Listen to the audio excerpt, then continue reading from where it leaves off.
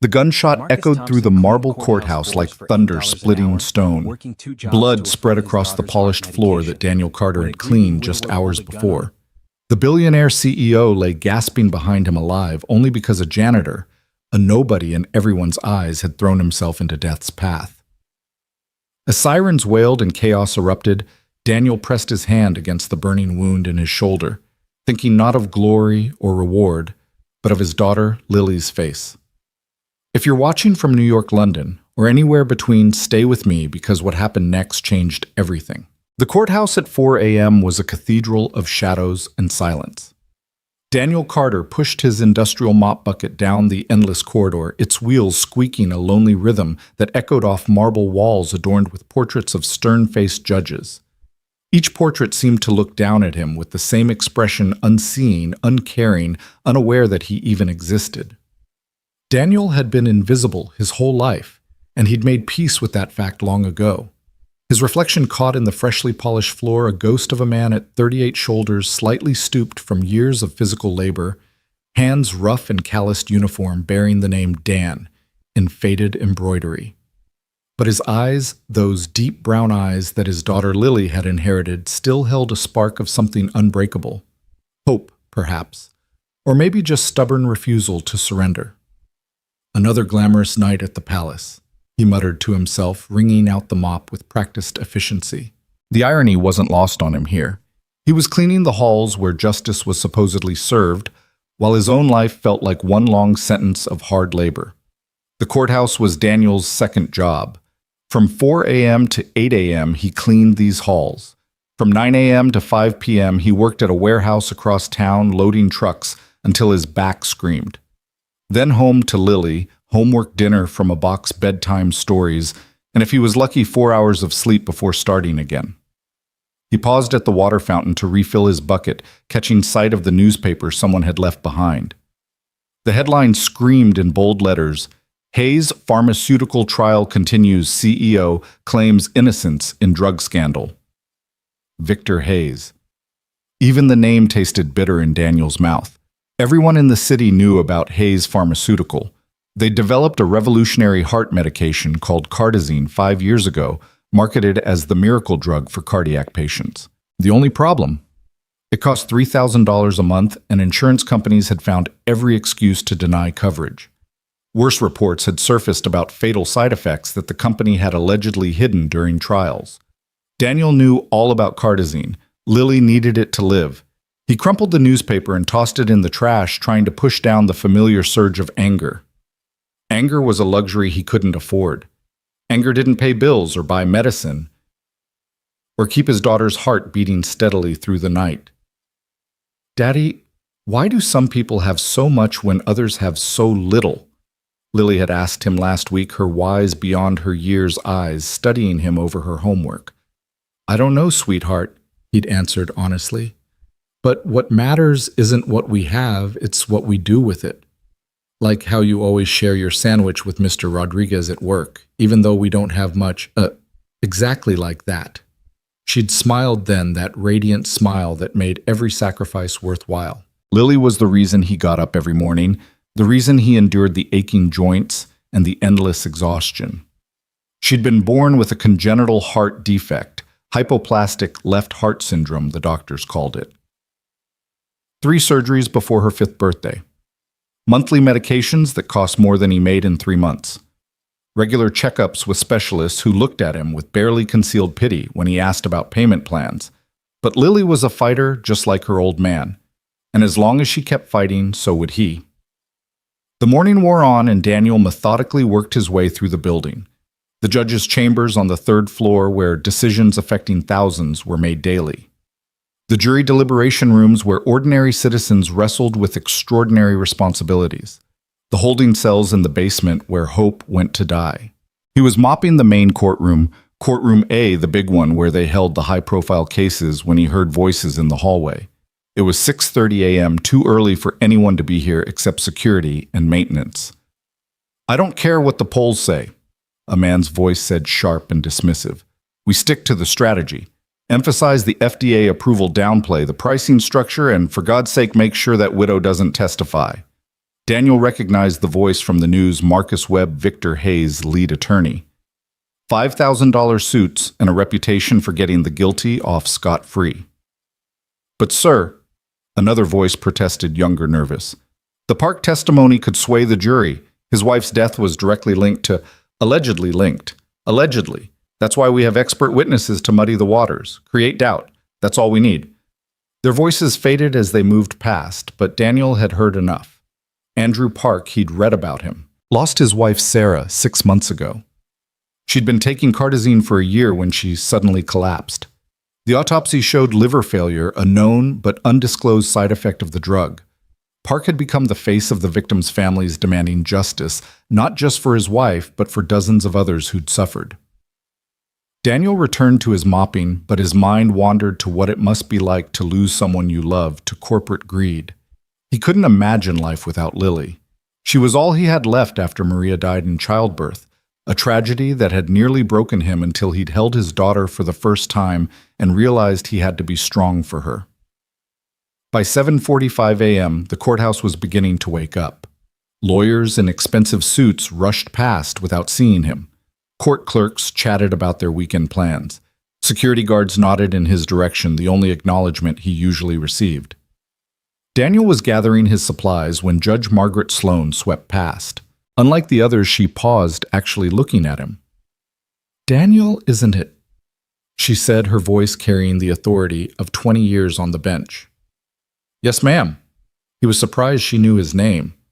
"You do good work. This place has never been cleaner." She studied him with sharp gray eyes that had seen too much of humanity's worst. "You have a daughter, don't you? I've seen you in the pediatric ward at St. Mary's." Daniel's cheeks flushed. "Yes, ma'am. Lily. She's 8. Heart condition." He nodded, unsure why one of the city's most powerful judges was taking an interest in his personal life. Judge Sloan's expression softened slightly. "My grandson has cystic fibrosis. I know what it's like to watch a child struggle with illness, to feel helpless despite all your power and position." She paused, seeming to weigh her words. "If you ever need anything, Daniel legal advice, a recommendation, my door is open." Before he could respond, she was gone, her black robes billowing behind her like wings. Daniel changed out of his uniform in the basement locker room, trading it for the worn jeans and t-shirt he wore to the warehouse. His shoulder ached, an old injury from his construction days that acted up when the weather changed. The forecast called for storms later. Perfect. He was heading for the exit when he noticed the crowd gathering outside courtroom A. Reporters with cameras, protesters with signs reading, "Hayes kills," and "Justice for Sarah Park." The trial was starting early today. Through the glass doors of the courtroom, Daniel caught a glimpse of the man himself, Victor Hayes. 62 years old, silver-haired, immaculately groomed, sitting at the defendant's table like he was at a board meeting rather than on trial for criminal negligence. His expression was one of mild annoyance, as if this whole affair was an inconvenient interruption to his golf schedule. Then Daniel saw Andrew Park. The widower sat in the gallery's front row, hands clasped so tightly his knuckles were white. He was younger than Daniel had expected, maybe 35, with the hollow eyes of someone who'd forgotten what sleep felt like. His suit was off the rack, probably the only one he owned. He stared at Hayes with an intensity that made Daniel uncomfortable, even from across the room. That kind of grief, that kind of rage, it could drive a man to do terrible things. Daniel shook off the thought and headed for the exit. He had his own problems to worry about. The warehouse supervisor had been making noises about cutbacks, and he was always the first to be let go. Last in, first out, they called it. Never mind that he worked harder than guys half his age. Never mind that he never complained, never called in sick, never asked for special treatment. The warehouse was exactly what you'd expect, a massive concrete box filled with boxes, forklifts beeping their warnings, men shouting over the din of machinery. Daniel clocked in and got to work loading trucks with everything from electronics to furniture to mysterious packages labeled only with tracking numbers. "Yo, Dan," his coworker Miguel called out. "You see the game last night?" "Didn't catch it," Daniel replied, hefting a box marked fragile with the care most people reserved for newborns. "Lily had homework." "Man, you need a life outside that kid." "She is my life." Miguel shook his head but smiled. "You're a good dad, hermano. Better than most. The morning dragged on. Lift, carry, stack, repeat. Daniel's mind kept drifting back to the courthouse, to Andrew Park's haunted eyes, and Victor Hayes' indifference. How could two men exist in the same world, yet be so far apart? One destroyed by loss, the other untouched by the destruction he'd caused. During his lunch break, 15 minutes in the loading dock eating a peanut butter sandwich he'd made at 3 a.m., Daniel checked his phone. 3 missed calls from Lily's school. His heart stopped. He called back immediately, handshaking as he held the phone. Mr. Carter, this is Nurse Patricia at Washington Elementary. Lily had an episode during gym class. She's stable now, but I'm on my way. Daniel didn't even clock out, just ran to his beat-up Honda Civic and drove like the devil was chasing him. The school was 20 minutes away in good traffic. He made it in 12. Lily was in the nurse's office, lying on the narrow cot, her face pale but her breathing steady. She smiled when she saw him. Hi, Daddy. I'm okay. Hey, sweetheart. He knelt beside her, taking her small hand in his rough one. What happened? I was running and my chest felt funny, like butterflies were having a party in there. Mrs. Patterson made me stop and brought me here. The nurse, a kind woman in her 50s, pulled Daniel aside. Her heart rate spiked to 180. It came down on its own, but Mr. Carter, she needs to see her cardiologist. This is the 3rd episode this month. I know. We have an appointment next week. What he didn't say was that he'd already rescheduled it twice because he couldn't afford the copay. What he didn't say was that Lily's medication was running low and he was rationing it, giving her half doses to make it last. What he didn't say was that he was failing the one person who mattered most. Can I go back to class? Lily asked hopefully. Not today, baby. We're going home. She pouted, but didn't argue. Daniel signed her out, his signature shaky on the release form. As they walked to the car, Lily slipped her hand into his. Daddy, am I expensive? The question hit him like a physical blow. What? No, sweetheart. Why would you ask that? I heard Mrs. Patterson talking to another teacher. She said she didn't know how you managed with all my medical bills. Am I why you work 2 jobs? Daniel stopped walking and knelt in front of his daughter, looking her straight in the eyes. Listen to me, Lily Carter. You are not expensive. You are priceless. You are worth more than all the money in the world. I work because that's what dads do. We take care of our families. And I would work 10 jobs if that's what it took to keep you healthy and happy. Understand? She nodded, but he could see the worry in her eyes. Worry no 8-year-old should carry. They spent the afternoon at home, Lily resting on the couch while Daniel did laundry and pretended not to be terrified. He called the warehouse, explaining the situation. His supervisor was less than sympathetic. This is the 4th time this month you've left early, Carter? My daughter was sick. She has a heart condition. Yeah, well, I've got a business to run. One more time and we'll have to reevaluate your position. Daniel wanted to scream to rage against the unfairness of it all. Instead, he said, I understand, and hung up. That evening, after Lily was asleep, Daniel sat at the kitchen table with a calculator and a stack of bills. No matter how many times he ran the numbers, they didn't add up. Rent $200. Utilities $200. Food $400. Lily's medication $500, with the insurance that barely covered anything. Doctor visits $300. Car payment $200. Gas $150. Total monthly expenses $2,950. Total monthly income $2,800. He was drowning and he couldn't see the surface anymore. The next morning, another 4 a.m. start. Daniel moved through the courthouse like a zombie. His body performed the familiar motions while his mind spiraled through increasingly desperate scenarios. A 3rd job. But when would he sleep? When would he see Lily sell the car? But how would he get to work, move to a cheaper apartment? They were already in the worst part of town. He was so lost in thought that he almost missed the commotion in courtroom A. Raised voices, a woman crying, security guards moving quickly but not quite running. Daniel peered through the door's window. The trial was in session earlier than usual. Victor Hayes sat at the defendant's table, his lawyer speaking passionately about unfortunate but unforeseeable complications and the price of medical innovation. In the gallery, Andrew Park was on his feet being restrained by a bailiff. Lies, Park shouted. You killed her. You killed my Sarah for profit. She trusted you. We trusted you. Judge Sloan banged her gavel. Mr. Park, you will control yourself or be removed from this courtroom. I've lost everything. Park's voice broke. My wife, my future, everything. And he sits there in his $1,000 suit like none of it matters. Hayes turned to look at Park. Then and Daniel saw something in the billionaire's eyes that made his blood run cold. Not guilt, not remorse. Annoyance. Like Park was a fly buzzing around his head. Your Honor, Hayes' lawyer said smoothly. Perhaps Mr. Park needs time to compose himself. This is clearly very emotional for him. The condescension in his tone was like salt in a wound. Daniel saw Park's face contort with rage and pain. I'll show you emotional, Park muttered, reaching into his jacket.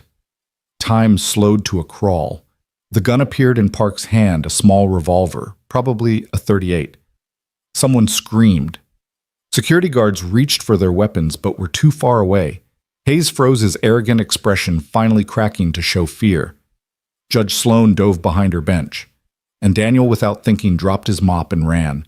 He burst through the courtroom doors just as Park raised the gun, aiming it directly at Hayes' chest. The distance was maybe 20 feet, impossible to miss at that range. No! Daniel shouted, his voice echoing through the courtroom. Park hesitated just for a second, his tear-filled eyes meeting Daniel's. In that second, Daniel saw himself. He saw every desperate parent who'd watched their child suffer. He saw every working man crushed by medical debt. He saw the rage of the powerless against the powerful. But he also saw Lily's face. He saw her question, why do some people have so much when others have so little? And he knew what his answer had to be. Don't do this, Daniel said, moving toward Park with his hands raised. I know you're hurting, God, I know, but this isn't the way. You don't understand, Park sobbed, the gun shaking in his grip. She was everything. Sarah was my whole world. We were trying to have kids. We had names picked out. And he took that from me. From us. For money. I understand more than you know, Daniel said softly, still moving forward. My daughter has a heart condition. She needs medication to live medication his company makes. Medication I can barely afford. Some months I have to choose between her pills and food. So yeah, I understand wanting to hurt him. He was close now, maybe 10 feet from Park. The gun swung between him and Hayes. Then why, Park asked desperately, why are you stopping me? Because my daughter needs me to be someone she can be proud of, Daniel said. Because taking a life, even his life, won't bring your Sarah back. It'll just create more pain. And because, he took a breath knowing how insane his next words would sound, because even his life has value. Even if he can't see the value in ours. That's beautiful, Park said bitterly. Really beautiful. But you're wrong. Some people don't deserve to live. Some people are cancers, and you have to cut them out. The gun steadied, aimed again at Hayes. Daniel had one chance, one moment to decide who he was going to be. He thought of Lily asleep in her bed, trusting that her daddy would come home. He thought of Sarah Park dead at 32 because a company decided profits mattered more than people. He thought of Victor Hayes, who would never learn, never change, never care. And he thought of something his own father had told him once before the cancer took him. Danny, the measure of a man isn't in how he treats his friends. It's in how he treats his enemies. Anyone can be kind to those who are kind to them. It takes real strength to show mercy to those who deserve none. Daniel moved. Not toward Park, but between him and Hayes. Then you'll have to shoot me first, he said simply. Park's eyes widened. Move.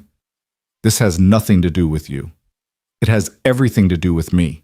With all of us. Every person in this room, in this city, who's been hurt by greed and indifference.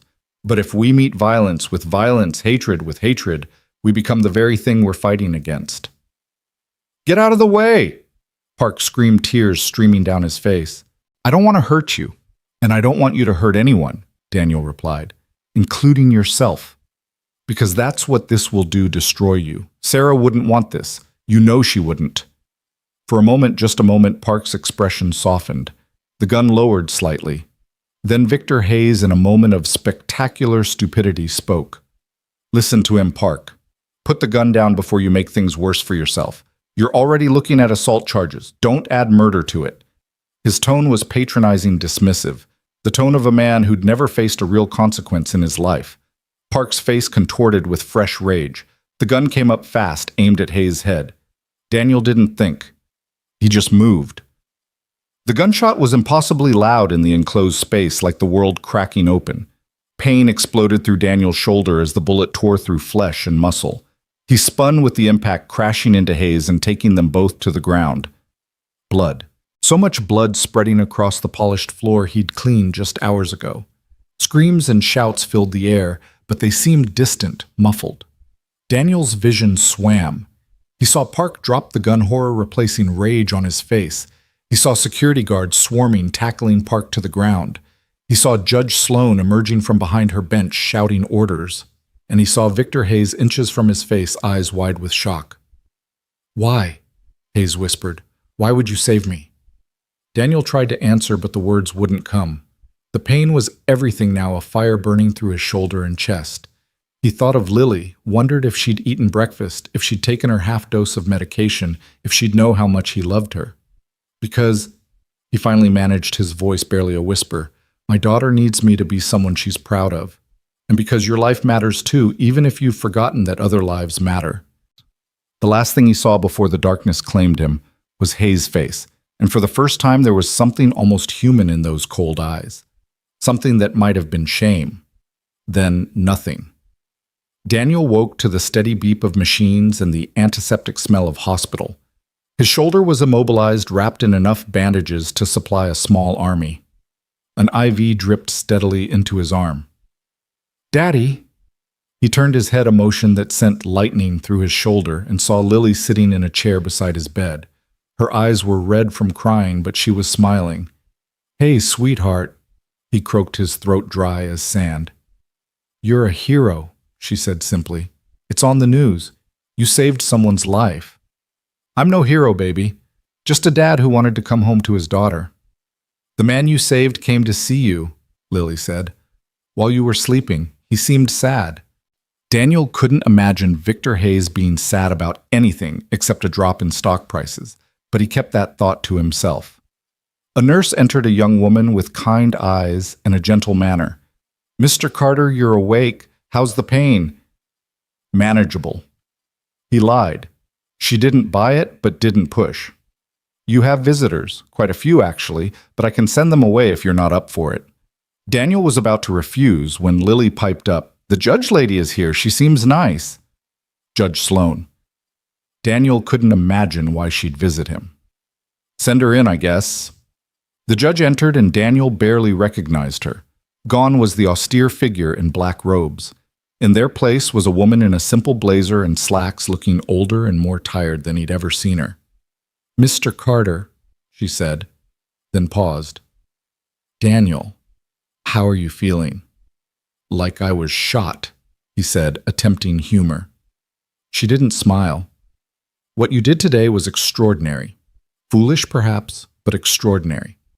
Anyone would have—" "No," she interrupted. "Anyone would not have. Most people would have run or frozen or simply watched. You acted. You put yourself between a gun and a man who, frankly, many people believe deserved whatever Mr. Park intended to do to him." Daniel shifted uncomfortably, wincing at the pain. "Nobody deserves to be shot in cold blood, Your Honor. Not even Victor Hayes." "You believe that even knowing what his company has done, what they've done to your own daughter—" Daniel looked at Lily, who was listening with rapt attention. "Especially knowing that, if I let anger and revenge guide my actions, what am I teaching her? That violence solves problems, that some people deserve to die because we disagree with them, or because they've hurt us. That's not the world I want her to grow up in." Judge Sloan studied him for a long moment. "You're either the most principled man I've ever met, or the most naive." "Probably both," Daniel admitted. "The trial has been postponed," she said. "Mr. Park is being held on attempted murder charges. He's broken. Completely broken. His lawyer is pushing for temporary insanity." "He's not insane," Daniel said quietly. "He's just in pain. More pain than any person should have to bear. You're defending the man who shot you. I'm understanding him. There's a difference. Judge Sloan shook her head in wonder.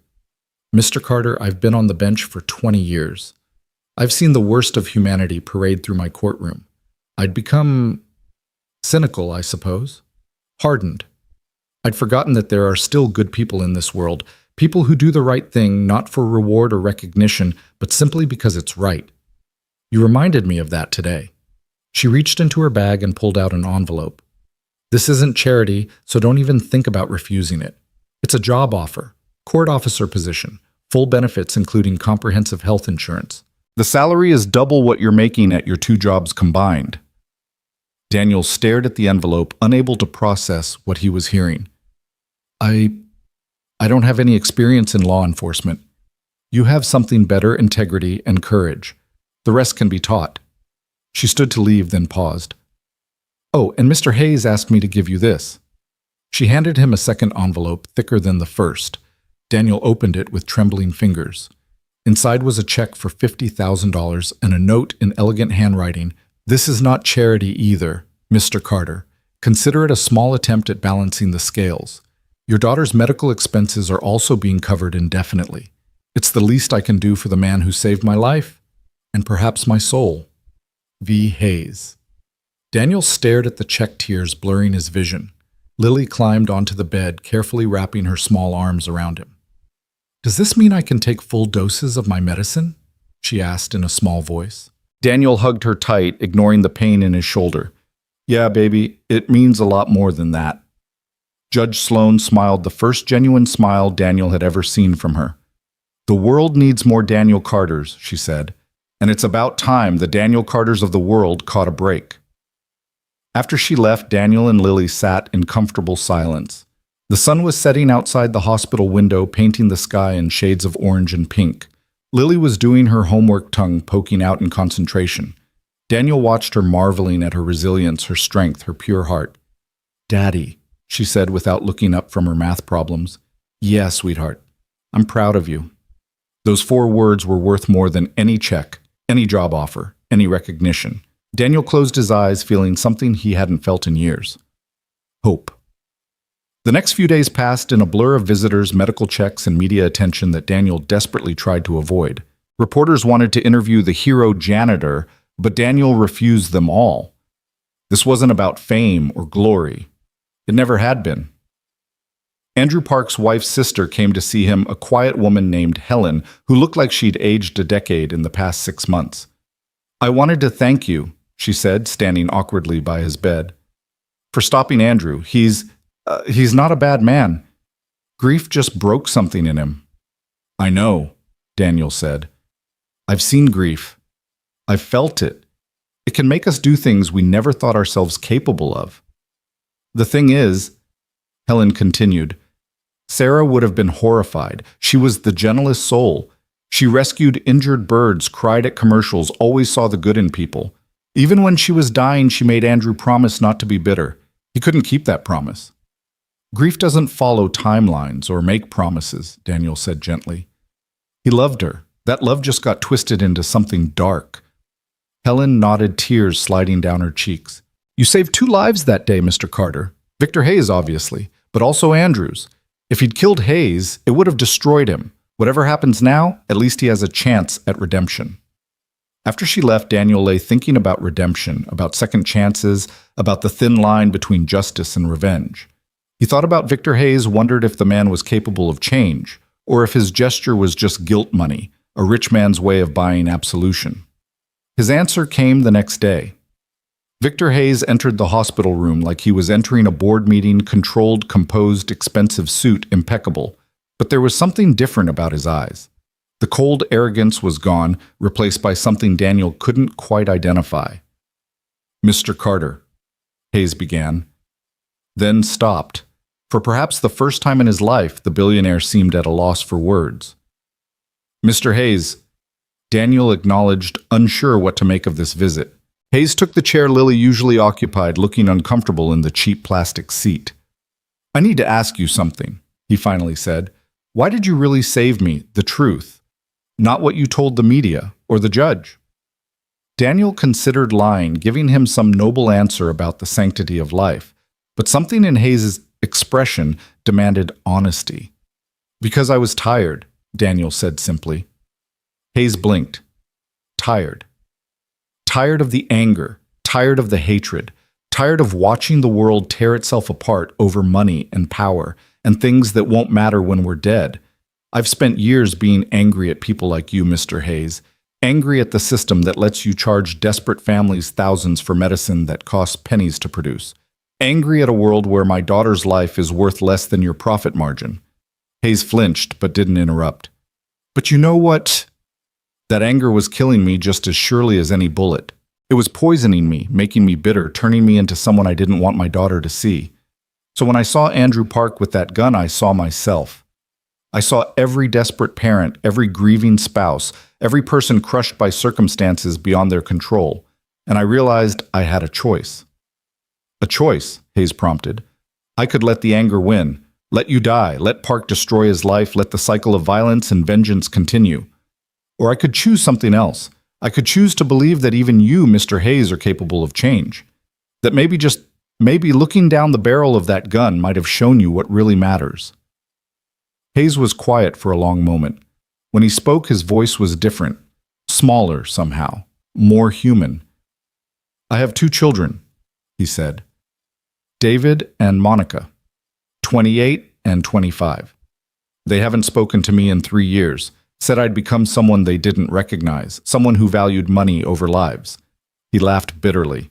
I told them they didn't understand business, that the pharmaceutical industry was complex, that someone had to make the hard decisions. And now I realized they were right. I'd become a monster, not overnight, but slowly, decision by decision, compromise by compromise. Each time choosing profit over people, telling myself it was for the greater good, that the money would fund more research, help more people in the long run. He looked directly at Daniel. Do you know what I thought when Park pulled that gun? Daniel shook his head. I thought about my children. Not my company, not my legacy, not my money. I thought about David and Monica and how they'd remember me as the father who chose wealth over everything else, who let a woman die rather than reduce profit margins, who became exactly the kind of man I'd once sworn I'd never be. It's not too late, Daniel said quietly. You're still alive. You still have choices. Hayes stood abruptly, walked to the window. The city sprawled below, millions of lives in motion, each with their own struggles and triumphs. I'm dropping my legal defense, he said suddenly, accepting responsibility. There will be penalties, possibly prison time. Daniel's eyes widened. That's a big decision. It's the right decision, something I haven't made in a very long time. Hayes turned back to face him. I'm also restructuring the company, capping medication prices at affordable levels, creating a fund for families who can't afford treatment. It'll cost billions. The board will try to stop me. Shareholders will revolt. Why tell me this? Because you saved more than my life, Mr. Carter. You saved my soul, if such a thing exists. You showed me that there are still people who choose goodness even when every circumstance argues against it. People who see others' pain and try to ease it rather than profit from it. He moved toward the door, then stopped. Your daughter, Lily. I'd like to meet her properly sometime. When you're recovered. I want to apologize to her, to all the children whose parents have struggled because of my greed. She'd like that, Daniel said, meaning it. She asks hard questions, though. Be prepared. Hayes actually smiled, a real genuine smile that transformed his face. I look forward to it. Hard questions are exactly what I need. After he left, Daniel lay back, processing the conversation. Could people really change? Could a man who'd spent decades choosing profit over people suddenly develop a conscience? He didn't know. But he'd learned something in that courtroom. Sometimes, you had to have faith in the possibility of redemption, even when all evidence suggested otherwise. The recovery was harder than Daniel had anticipated. 3 weeks after the shooting, he was still struggling with basic movements, his shoulder protesting every attempt at normalcy. The physical therapy sessions were torture, but Lily came to everyone cheering him on like he was competing in the Olympics rather than just trying to lift his arm above his head. Come on, Daddy. You can do it. Just like when you taught me to ride a bike, one more try? The physical therapist, a no-nonsense woman named Brenda, smiled at Lily's enthusiasm. Your daughter's a better motivator than I am, Mr. Carter. She's had practice, Daniel grunted, pushing through another repetition. Been motivating me since the day she was born. What he didn't mention was how the tables had turned lately. Since the shooting, since the job offer, since Hayes's check cleared, Lily had been different. Not bad different, but lighter. The weight she'd carried that no 8-year-old should carry, about being expensive, about being a burden, had lifted. She laughed more. She ran during recess without fear. She took her full dose of medication every morning without the guilty look that used to break Daniel's heart. Mr. Carter, Brenda said after Lily had skipped off to get a juice box from the vending machine. I need to be honest with you. The damage to your shoulder is significant. You'll regain most of your mobility, but there will always be weakness. Pain. You won't be able to do the kind of physical labor you used to. Good thing I got a desk job lined up then, Daniel said, trying for humor. Court officer isn't exactly a desk job. You'll need to be able to physically intervene if necessary. Restraint situations removing disruptive individuals. I'll manage, Daniel said firmly. I've been managing my whole life. That afternoon, Judge Sloan visited again. She'd been coming regularly, bringing case files for him to study, teaching him about court procedures and protocols. Today, though, she had a different kind of lesson. Andrew Park's trial is next week, she said without preamble. He's been denied bail flight risk and potential danger to himself. His lawyer is pushing for a mental health evaluation. Good, Daniel said. He needs help, not just punishment. The prosecutor wants you to testify. Daniel had been expecting this, dreading it. What would I even say that he shot me? Everyone knows that. They want you to describe the impact, the trauma, the ongoing challenges. They want to paint Park as a dangerous man who needs to be locked away for a long time. But that's not who he is, Daniel protested. He's a grieving husband who snapped. One moment of desperation shouldn't define his entire life. Judge Sloan studied him carefully. You know most victims want maximum punishment for their attackers. I'm not most victims. And honestly, I don't even see myself as a victim. I made a choice to step in front of that gun. Park didn't choose to lose his wife. Hayes didn't initially choose to become corrupted by greed. It happened slowly, one compromise at a time. We're all just people trying to navigate an impossible world. That's a very generous view of humanity. Maybe.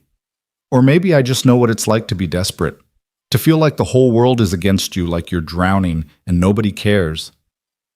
He thought of all those nights calculating bills, all those half doses of Lily's medication, all that quiet desperation. If circumstances had been slightly different, if Lily had died because I couldn't afford her medication, I don't know what I might have done. Judge Sloan was quiet for a moment.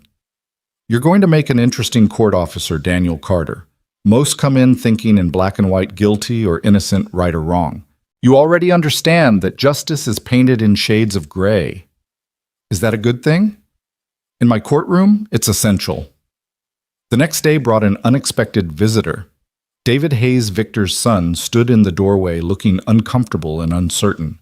He had his father's sharp features but softer eyes, wearing jeans and a Columbia University sweatshirt rather than a designer suit. Mr. Carter, I'm David Hayes. I needed to thank you. Daniel gestured to the chair. No thanks necessary, really. No, there is. David sat down, running his hands through his hair in a gesture that made him look younger than his 28 years. You saved my father's life, but more than that, you gave him back to us. To me and my sister. I don't understand.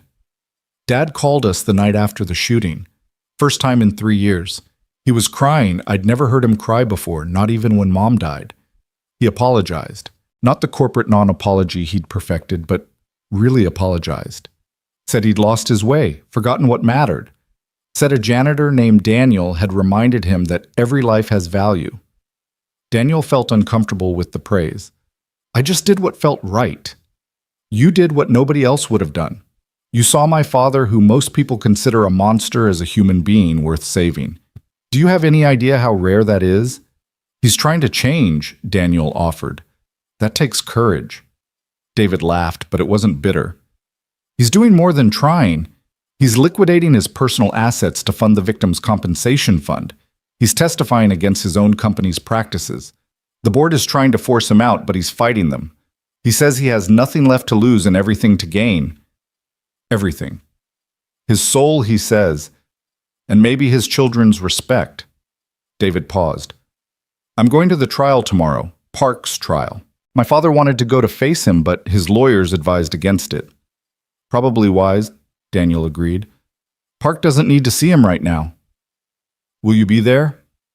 I have to testify, though I'm not sure what I'll say. David stood to leave, then turned back. Say the truth. That's all any of us can do. That evening, Lily was doing homework at his bedside while Daniel reviewed more court procedures. She was working on an essay about heroes, and she kept glancing at him with a look he couldn't quite read. What is it, sweetheart? Mrs. Johnson says I should write about you, about how you're a hero. And what do you think? She chewed on her pencil, thinking. I don't think you're a hero the way Superman is a hero. You didn't want to get shot. You were scared. Terrified, Daniel admitted. But you did it anyway, because it was the right thing to do.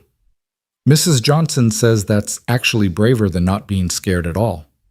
Mrs. Johnson sounds smart. She also says heroes don't always wear capes. Sometimes they wear janitor uniforms.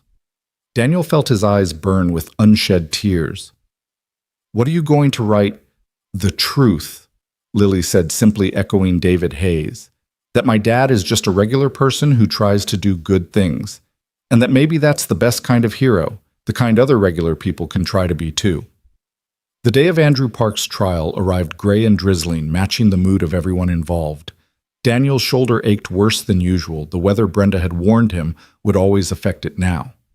He dressed carefully in his only suit, the one he'd worn to Maria's funeral 9 years ago. Lily helped him with his tie, her small fingers steady and sure. You look handsome, Daddy.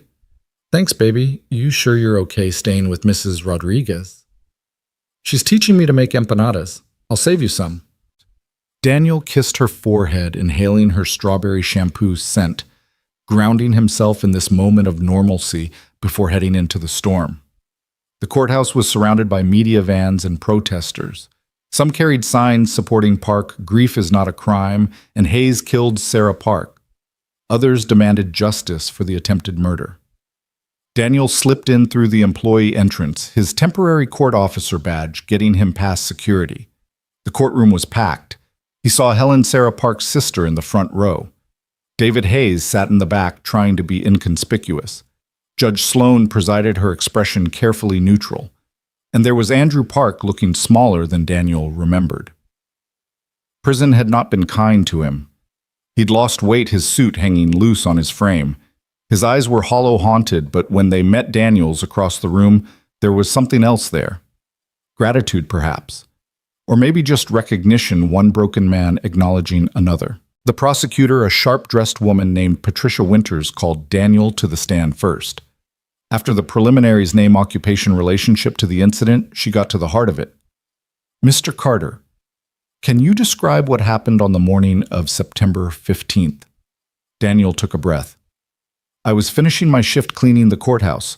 I saw Mr. Park pull a gun and aim it at Mr. Hayes. I intervened. You intervened by placing yourself between the gun and Mr. Hayes? Yes. Why would you do that? You didn't know either man personally. This was the moment Daniel had been dreading and anticipating, the moment to choose his words carefully. Because I saw a man in pain about to do something that would destroy multiple lives, including his own. I thought I could help. Winters frowned. This wasn't the answer she wanted. Mr. Park shot you. You could have died. But I didn't. You have permanent damage to your shoulder, chronic pain. Your life has been irrevocably changed. Yes, Daniel agreed. Changed for the better in many ways. A murmur ran through the courtroom. Winters looked frustrated. Mr. Carter, are you saying being shot was a positive experience? I'm saying that sometimes terrible events can lead to positive changes. Mr. Hayes has reformed his company's practices. Thousands of families will have access to affordable medication because of what happened that day. My own daughter included. So you're defending the man who shot you. Daniel looked directly at Andrew Park. I'm acknowledging that he's a human being who experienced unbearable loss and made a terrible decision in a moment of overwhelming grief. I don't defend the action, but I understand the pain behind it. Winters tried several more approaches, but Daniel remained consistent. Yes, Park had shot him. Yes, it was wrong. But no, he didn't want to see Park's life destroyed. The defense attorney, a public defender named Marcus Thompson, who looked overwhelmed but determined, approached for cross-examination. Mr. Carter, you mentioned your daughter has a heart condition. Yes, hypoplastic left heart syndrome. And she requires medication manufactured by Hayes Pharmaceutical. Yes. Medication you struggle to afford. Yes. So you had every reason to hate Victor Hayes, to want to see him harmed. I had every reason to be angry, Daniel corrected. But anger and hatred are choices. I chose differently. Even though that choice nearly cost you your life. Especially because of that. My daughter doesn't need a father consumed by hatred. She needs someone who shows her that kindness is possible even in the darkest moments. Thompson nodded, seeming satisfied. No further questions. As Daniel left the stand, he passed Andrew Park. On impulse, he stopped.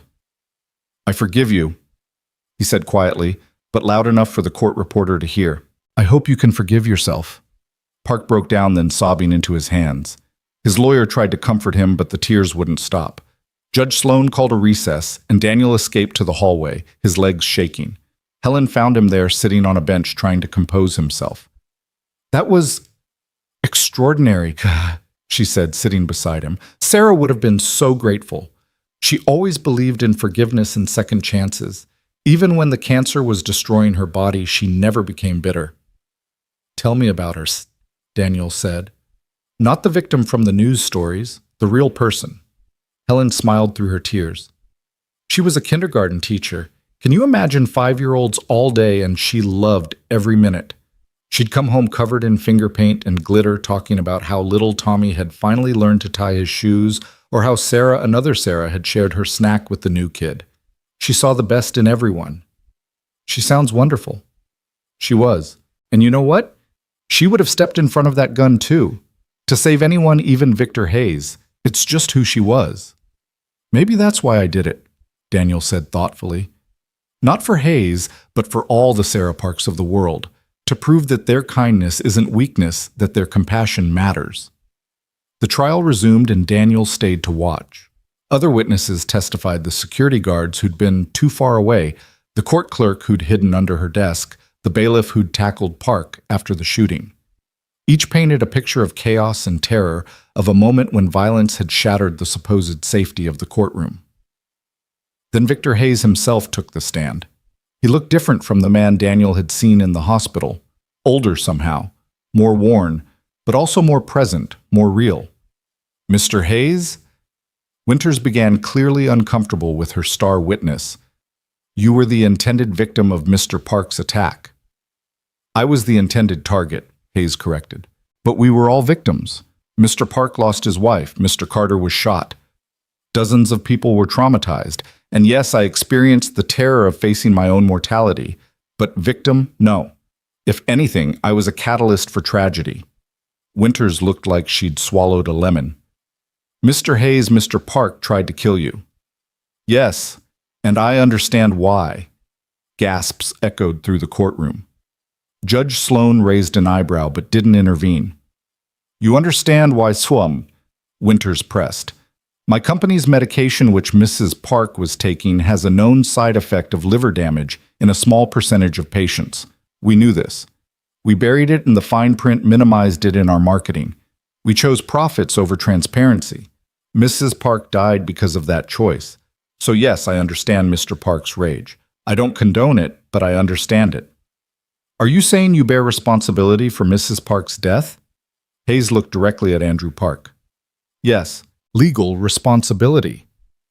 That's for other courts to decide, but moral responsibility, absolutely. The prosecutor looked defeated. This was not going according to plan. Thompson stood for cross-examination, but Hayes cut him off. "I have something to say if the court permits." Judge Sloan nodded. "Proceed." Hayes turned to address Andrew Park directly. "Mr. Park, I'm sorry. Not the corporate sorry that means nothing but truly, deeply sorry. Your wife died because I prioritized profits over people. I can't bring her back. I can't undo that choice. But I can promise you that her death will not be meaningless. Every reform I'm implementing, every family that will receive affordable medication, every life saved because we're now transparent about side effects, that's Sarah's legacy. She's saving lives even now. I hope someday you can find some comfort in that." Park was crying again, but silently this time. He nodded once, barely perceptible, but Daniel saw it. A tiny crack in the wall of rage and grief. The jury deliberated for 6 hours. Daniel waited in the hallway with Helen David Hayes and a growing crowd of others. When they returned, the foreman stood nervously. "On the charge of attempted murder in the first degree, we find the defendant not guilty by reason of temporary emotional distress. On the lesser charge of assault with a deadly weapon, we find the defendant guilty." Judge Sloan nodded. "Mr. Park, you've been found guilty of assault. However, given the extraordinary circumstances, the genuine remorse you've shown, and the forgiveness expressed by your victim, I'm inclined toward leniency. I sentence you to 5 years with the possibility of parole and 2 contingent upon completion of mental health treatment and anger management programs. Additionally, you'll serve 200 hours of community service with a grief counseling organization." It was far less than the prosecutor had wanted, but Daniel saw the wisdom in it. Prison wouldn't heal Andrew Park. Time and therapy might. As the courtroom cleared, Daniel found himself walking out beside David Hayes. "Your father did well up there," Daniel said. "He meant every word. He's a changed man. The board is forcing him out next week, you know, golden parachute and all that, but still. 40 years building that company, and they're kicking him to the curb for developing a conscience. What will he do?" David smiled. "He's starting a nonprofit, medical access advocacy. He wants to hire you, actually. Says you understand the real cost of medical inequality better than any policy expert." Daniel stopped walking. "He wants to hire me, but I already accepted Judge Sloan's offer." "He knows, but the offer stands whenever you're ready. He says you saved his life. The least he can do is offer you options." That evening, Daniel picked up Lily from Mrs. Rodriguez's apartment. She was flour-dusted and grinning, carrying a container of slightly lopsided empanadas. "I made these. They're probably terrible, but they're perfect," Daniel said, meaning it. They walked home slowly, Daniel's shoulder aching but his heart light. The rain had stopped, leaving the streets washed clean and gleaming in the streetlight. "Daddy, are you sad about the man who shot you?" "Sad for him, not about him. He lost someone he loved very much. That kind of pain can make people do things they never imagined." "But you stopped him from doing something worse." "I helped him stop himself. There's a difference." Lily considered this as they climbed the stairs to their apartment. "I think you're wrong about not being a hero. Heroes help people stop themselves from becoming villains." Out of the mouths of babes, Daniel thought. Their apartment felt different now. Same furniture, same water stain on the ceiling, same creaky floorboard by the kitchen. But the weight that had pressed down on these rooms for years, the weight of poverty, of desperation, of impossible choices, had lifted. The refrigerator was full. The medicine cabinet had Lily's full prescription. The pile of bills on the kitchen table was manageable. Daniel had money now, could move to a better neighborhood, but something kept him here. These walls had witnessed their struggle. Leaving felt like abandoning part of their story. "Can we visit Mr. Park?" Lily asked suddenly over dinner. "Why would you want to do that?" "Because he's sad and alone. And you taught me that when people are sad and alone, we should try to help them." Daniel looked at his 8-year-old daughter, wondering when she'd become so wise. "Maybe. When he's ready. It might be a while." "That's okay. Sad takes time to get better." 2 weeks later, Daniel reported for his first day as a court officer. The uniform felt strange official in a way his janitor's outfit had never been. Badge radio, the weight of responsibility. Judge Sloan had pulled strings to get him through an accelerated training program, and while his shoulder limited some physical activities, he'd passed all the required tests. Officer Carter, Judge Sloan said as he entered her chambers that first morning. How does it feel? Like I'm playing dress-up, he admitted. You'll grow into it. I have a favor to ask. We're implementing a new program, victim offender mediation. Voluntary, of course, but I think you'd be perfect to oversee it. I don't have any training in mediation. You mediated between Andrew Park and Victor Hayes without any training. You understood both sides, showed compassion to both. That's not something you can teach. Daniel thought about it. Would Park and Hayes be willing to meet? Hayes has already agreed. Park, we're working on it. His therapist thinks it might help, but he needs more time. Time helps, Daniel agreed, rubbing his shoulder. The days settled into a new rhythm. Court officer by day, father by evening, student at night. Judge Sloan had enrolled him in online criminal justice courses. Lily thrived, her health stabilizing with proper medication. She joined the school soccer team, something that would have been impossible before. One evening, a month after starting his new job, Daniel received an unexpected call. Mr. Carter, this is Monica Hayes Victor's daughter. I wanted to thank you and to ask a favor. Of course. My father is struggling. The board forced him out, as you probably heard. He's throwing himself into this nonprofit work, but he's isolated. David and I are trying to reconnect with him, but there's so much history, so much hurt. We were wondering, would you have dinner with us, all of us? You and your daughter, too? He listens to you, respects you in a way he doesn't respect many people. Daniel considered it. When? Saturday. Nothing fancy, just dinner at David's apartment. We're trying to learn how to be a family again, and we thought maybe having someone there who understands second chances might help. We'll be there. Saturday arrived crisp and clear. Lily wore her best dress, the one they'd bought for school pictures with some of Hayes' money. She was nervous, fidgeting with the hem. What if they don't like me? Impossible, Daniel said. Nobody could not like you. You have to say that. You're my dad. I have to say it, and it happens to be true. David's apartment was in a nice building, downtown doorman and everything. The elevator made Lily's eyes wide. Their building didn't have one. David answered the door looking casual in jeans and a sweater, immediately crouching to Lily's level. You must be Lily. I heard you're learning to make empanadas. They're getting better, Lily said seriously.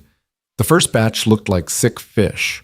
David laughed and the ice broke. Monica appeared warm and welcoming, leading them into a living room where Victor Hayes sat looking deeply uncomfortable. Mr. Carter, he said, standing. And you must be Lily. Lily studied him with those two wise eyes. You're the medicine man. I suppose I am. My daddy says you're trying to be better. That's good. Everyone should try to be better. Hayes actually smiled. Your father is a wise man. He's okay, Lily said, making everyone laugh. Dinner was awkward at first. 20 years of family dysfunction doesn't disappear over pasta. But gradually, with Lily asking innocent questions and Daniel providing gentle redirection when things got tense, walls began to crumble. I remember when you were Lily's age, Victor told Monica. You wanted to be a doctor. Specifically, you wanted to cure what you called sad sickness. Depression, Monica said softly. I saw how Mom struggled with it. I was too busy to notice, Victor admitted. Too focused on building the company to see your mother was drowning. She tried to tell you, David said, old anger surfacing. I know now. Too late, but I know.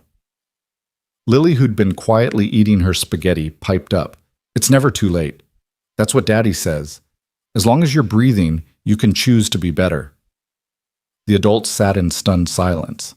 Then Victor Hayes did something none of his children had ever seen. He cried.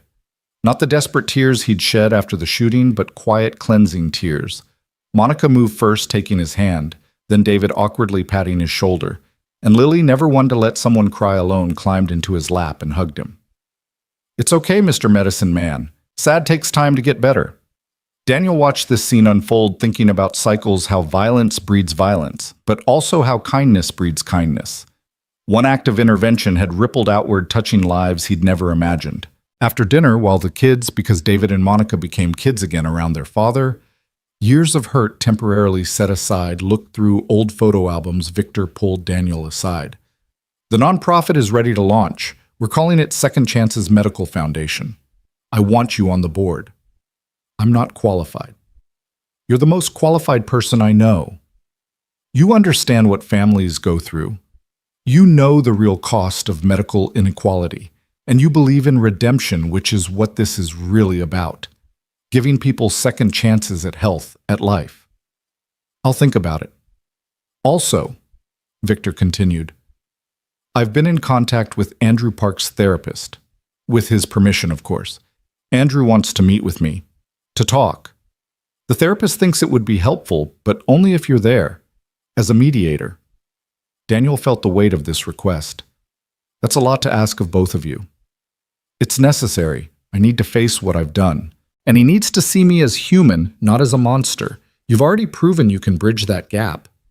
2 weeks later, Daniel found himself in a small room at the minimum security facility where Andrew Park was serving his sentence. Park looked better, still thin, but cleaner, more present. Victor Hayes sat across from him, nervous, as Daniel had ever seen him.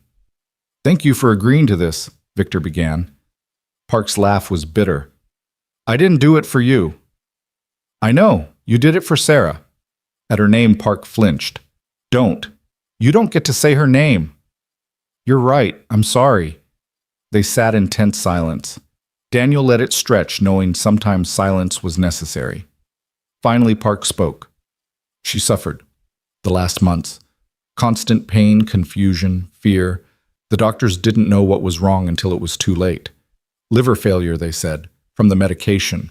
The medication that was supposed to save her life. I know, Victor said quietly. I've read her file. All the files. 63 people dead from undisclosed side effects. 200 more with permanent damage. Numbers, Park spat. They're not numbers, they were people. Sarah was a person. Tell me about her, Victor said, surprising both men. Not the victim, the person.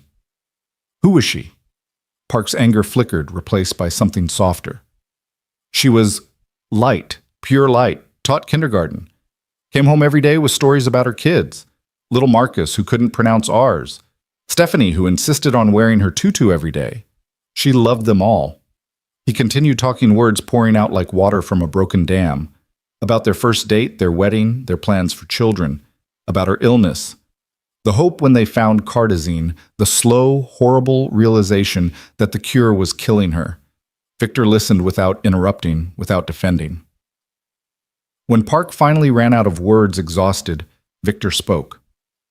She sounds extraordinary. The world is dimmer without her. Don't patronize me. I'm not. I'm acknowledging a loss I caused. I can't bring her back. I can't undo the damage. But I can make sure her death means something. Every reform, every family helped, every life saved, that's her legacy. It doesn't bring her back. No, nothing will. But maybe it prevents other Andrews from sitting where you are, other Sarahs from dying needlessly. Park looked at Daniel. How do you do it? How do you forgive? I don't know if forgiveness is the right word, Daniel said carefully. Acceptance, maybe. Understanding. Recognizing that holding on to anger only hurts me and teaches my daughter that revenge matters more than redemption. Your daughter, she's lucky to have you. I'm lucky to have her. She's the reason I stepped in front of that gun. Not to be a hero, but to be someone she could be proud of. Park turned back to Victor. I'll never forgive you, not fully. But maybe I can stop hating you. That's all I can offer. That's more than I deserve, Victor said. As they left the facility, Victor looked drained but somehow lighter. Thank you for facilitating that. You both needed it. I've done the math, Victor said suddenly. 63 people dead because of my decisions. 200 injured. Thousands who suffered financially. The weight of that. How do you live with it? Daniel thought about his answer. By doing better. Every day choosing to do better. It doesn't erase the past, but it shapes the future. Your daughter said that. 8 years old and wiser than most adults. She's had to grow up fast, but she's maintained her kindness. That's what matters. Winter arrived early that year, blanketing the city in white, just as Daniel was finding his rhythm in his new life. 6 months had passed since the shooting, and the scar on his shoulder had faded to pink, though it still ached when the barometer dropped. He stood in Judge Sloan's courtroom maintaining order during a particularly contentious custody hearing when his radio crackled with an urgent message. "Officer Carter, please report to Chamber B. We have a situation." Daniel excused himself quietly, making his way down the marble corridor he'd once mopped. Chamber B was one of the smaller hearing rooms usually used for family court matters. He could hear raised voices before he even reached the door. Inside, a young woman stood trembling before the bench, clutching a baby to her chest. Her ex-husband, a man built like a linebacker with fists clenched at his sides, was shouting at the judge while his lawyer tried desperately to calm him. "She can't take my son away. I have rights." The judge, an elderly man named Harrison, who was known for his patience, looked ready to call security. That's when he spotted Daniel. "Officer Carter, please escort Mr. Brennan out until he can compose himself." Daniel approached carefully, recognizing the dangerous combination of rage and desperation in the man's eyes. He'd seen that look before in Andrew Park's face in his own mirror during the darkest nights. "Mr. Brennan," Daniel said calmly, "let's step outside, get some air, talk this through." "I'm not going anywhere. That's my son. She's trying to steal." The baby started crying, picking up on the tension. The young woman, barely 22 by Daniel's estimation, held him tighter. Fear etched across her face. "Your son needs this to end peacefully," Daniel said, keeping his voice low and steady. "Whatever the judge decides you want your boy to know, his father is someone who can control himself, who handles problems with words, not violence. Trust me, I know what it's like to fight for your child. But this isn't the way." Something in Daniel's tone must have reached him. Brennan's shoulders sagged slightly. 5 minutes outside," Daniel offered. "Just to cool down. Then we come back and handle this properly." Brennan allowed himself to be let out, and Daniel spent the next 20 minutes listening to him pour out his story. Lost his job, drinking problem, ex-wife, afraid for the baby's safety. Classic cycle of destruction.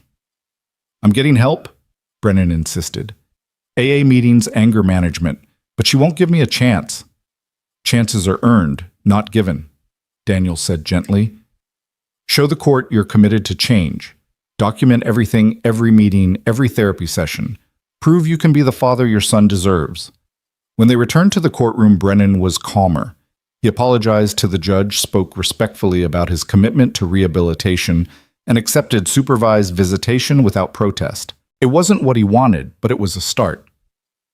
After the hearing, the young woman approached Daniel. "Thank you. I thought he was going to hurt someone." "He's hurting enough already," Daniel said. "Sometimes people just need someone to see that." Judge Harrison caught Daniel on his way out. "That was well handled, Officer Carter. You've got a gift for de-escalation." "I just treat people like people, Your Honor. If only more of us remembered to do that." That evening, Daniel was helping Lily with her homework when his phone rang. Victor Hayes' name appeared on the screen. "Daniel, I need your help. It's Andrew Park." Daniel's stomach clenched. "What happened?" "He attempted suicide in his cell. He's alive in the medical ward, but can you come? He's asking for you." Daniel looked at Lily, absorbed in her math problems. Mrs. Rodriguez could watch her for a few hours. "I'll be there in 30 minutes." The prison medical ward smelled of industrial disinfectant and despair. Andrew Park lay on a narrow bed, wrists bandaged, eyes staring at nothing. A guard stood by the door, looking uncomfortable. "Andrew," Daniel said softly, pulling up a chair. "I'm here." Park's eyes slowly focused on him. "I couldn't do it anymore. The dreams. I see her every night, and she asks why I became a monster, why I tried to kill someone." "You're not a monster. You're a man who lost everything and didn't know how to handle the pain. I shot you, an innocent man with a daughter to raise. And I forgave you. Remember." Park turned away. "I can't forgive myself." Daniel was quiet for a moment, choosing his words carefully. "When my wife died giving birth to Lily, I blamed myself for years. If I'd noticed the symptoms earlier, if I'd insisted on a different hospital, if I'd done 1,000 things differently. The guilt ate at me until I realized something. Maria wouldn't want me drowning in guilt. She'd want me living, being the best father I could be. Sarah wouldn't want this for you. How do you know what she'd want? Because Helen told me about her. Because everyone who speaks about Sarah describes someone full of love and compassion. That kind of person doesn't want their loved ones suffering forever. Park started crying, silent tears rolling down his cheeks. I miss her so much. That won't go away, but it changes, becomes bearable. And one day you'll realize you can honor her memory by living the kind of life she'd be proud of. They sat in silence until Park dozed off, exhausted by emotion. Daniel found Victor in the waiting room looking haggard. "Thank you for coming," Victor said. "The prison therapist said he's been declining for weeks. Stopped eating, stopped participating in sessions. He needs more than therapy. He needs purpose." "What kind of purpose can you find in prison?"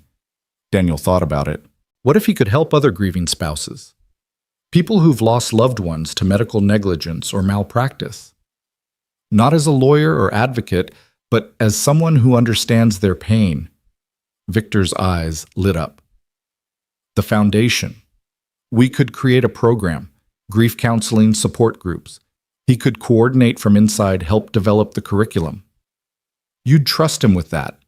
He shot you and you forgave him. He tried to kill me, and I understand why. Maybe trust is what he needs to start healing. The program took 2 months to establish. Red tape, prison regulations, liability concerns, all the bureaucratic nightmares Daniel was learning to navigate in his new role. But finally, the Sarah Park Memorial Grief Support Initiative was approved. Andrew would help design the program from his cell, corresponding with counselors, and eventually, when ready, speaking to groups via video link. The first session was rough. Andrew could barely get through introducing himself without breaking down.